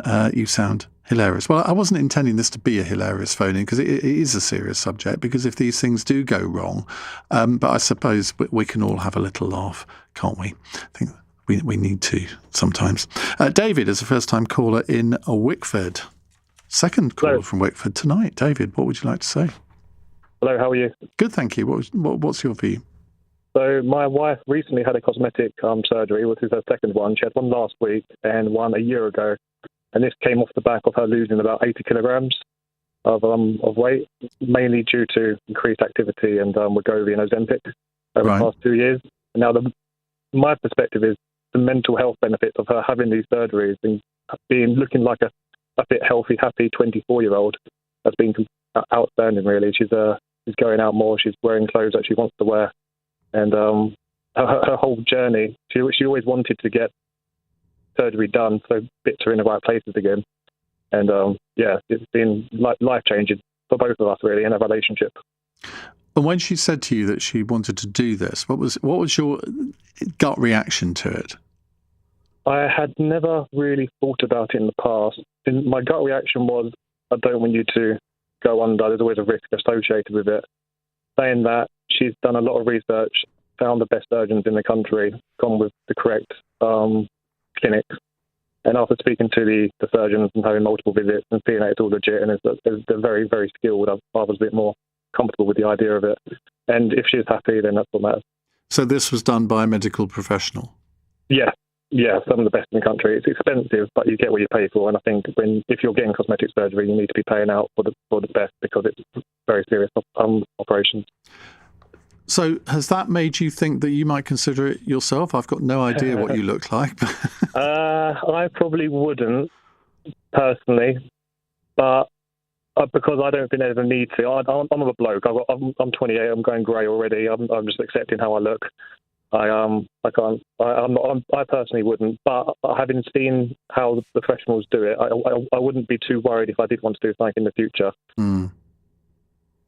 Well, I'm really glad it worked out for you, because, what you brought in the mental health aspect of this, and I think that is something that we haven't actually considered in the rest of the hour. And I can see that if you are happy in yourself, if you're happy with the way that you look, your mental health is inevitably going to be better than it would be otherwise. So I suppose, in a sense, that is a reason in itself to have something done. 100%. Literally just as I was listening to this call as I was listening to the radio, she sent me a photo of her smiling in an outfit she hasn't worn for 2 years because she feels so much more confident in herself now. And that alone is priceless. Thank you very much indeed, David. James says, Iain, the whole industry needs regulation. There's genuine ethical practitioners out there. There's also unscrupulous people who do not care who they train up. It's led to a race to the bottom. Ha. I don't think that was intended. People buying substandard products and practitioners with very little knowledge, simply carrying out the treatments with no care or regard. Then we have the people who get the treatments done on the cheap. Someone I know got a gastric procedure in Turkey recently, then jetted off to Southeast Asia a few weeks ago, only to suffer a massive bleed last week. The person almost died flying home to get the life-saving medical treatment here on the NHS. People should be picking up the tab for their own naivety when this happens. Maybe, just maybe, they'll think again. I've seen a woman online based in Kirby, Merseyside, carrying out eyelid and eye bag surgery at her home. Who on earth? Oh, I just shuddered when I read that out. Who on earth would let somebody close to their eyes in their own home? It's utter madness, isn't it? Richard's a first-time caller in Telford. Hi, Richard. Hi, Iain. Nice to speak to you. Hi. So I had my man boobs removed. Funnily enough, I'd lost quite a bit of weight and I still had man boobs. And to be honest, it was really self-conscious. When I was wearing T-shirts, I was always kind of pulling them away. You know, I don't know, you kind of pull them away from you, kind of thinking that nobody will see, but they see. And kind of like, in the summer, they just felt like kind of really kind of, I was always conscious of them being there, like when I had my seatbelt on in the car and just stuff like that. And it just felt like, it was a big thing. I was self-conscious. I was put off before. I was going to get it done before COVID. I was put off by it. And then after COVID, I got it done in around about 2023. I had it done in Birmingham. I'll be honest, I wouldn't personally. I know people go abroad and I know people have had no issues, but personally, I wouldn't have gone abroad because if something happened, then it wouldn't have been great. I had a great consultant who I still follow on Instagram, and he was fantastic both before care and after care. The only brutal thing is I did a local anaesthetic, and that was slightly brutal. But apart from that, it's an experience which I have no regrets about, and I was so glad I had it done. Local anaesthetic? Oh my God! Honestly, when they did the liposuction, you felt. I'm not sure if you put a 9-volt battery on your tongue when you were a kid, but it was like that, but constantly until the local anaesthetic kind of got in. But once it was done, once that had kind of settled, but I wouldn't want to put anybody off, because if you really wanted it done and there's somebody thinking at the moment it could change their, just thinking about it, I would always recommend a consultation first with the doctor who's actually going through it, who's actually going to do it. But I've got no regrets about having it done. And so I don't know how else to express this, but so you had them cut off, but how was it reconstructed? I mean, if you walked into this studio now and took your shirt off, what would I see? Because I had quite a lot of loose skin, they basically cut an incision below and almost like a massive eye kind of thing, and they took the skin away. One thing they do have to do is they have to take your nipple off and then graft it higher up on your body, because they have to take the skin off around your nipple. And some people said and then they have to take the glandular thing away, which a couple of my friends said they would never eat chicken fillets ever again after seeing them. So it was kind of. But and honestly, I mean, I always say it's one of the most brutal and rewarding things I ever had done. Richard, you're a braver man than I am. Thank you very much indeed. Let's finish off with Robert, his first-time caller in, where is this? On the Sunshine Coast in Queensland, Australia. Well, you can't get a better place than that. Robert, what would you like to tell us? Hi, good morning, Ian. How are you? Hi, very well, thank you. Right, okay. Well, I'm 72, and I first had my first lot of plastic surgery after my divorce. I binged it, so I did put on a great deal of weight. I ballooned from 74 kilos to over 90, and because I have a heart condition, I was told by my doctor to lose weight, which I did, and it left me with a lot of flab and loose skin, man boobs, the whole lot.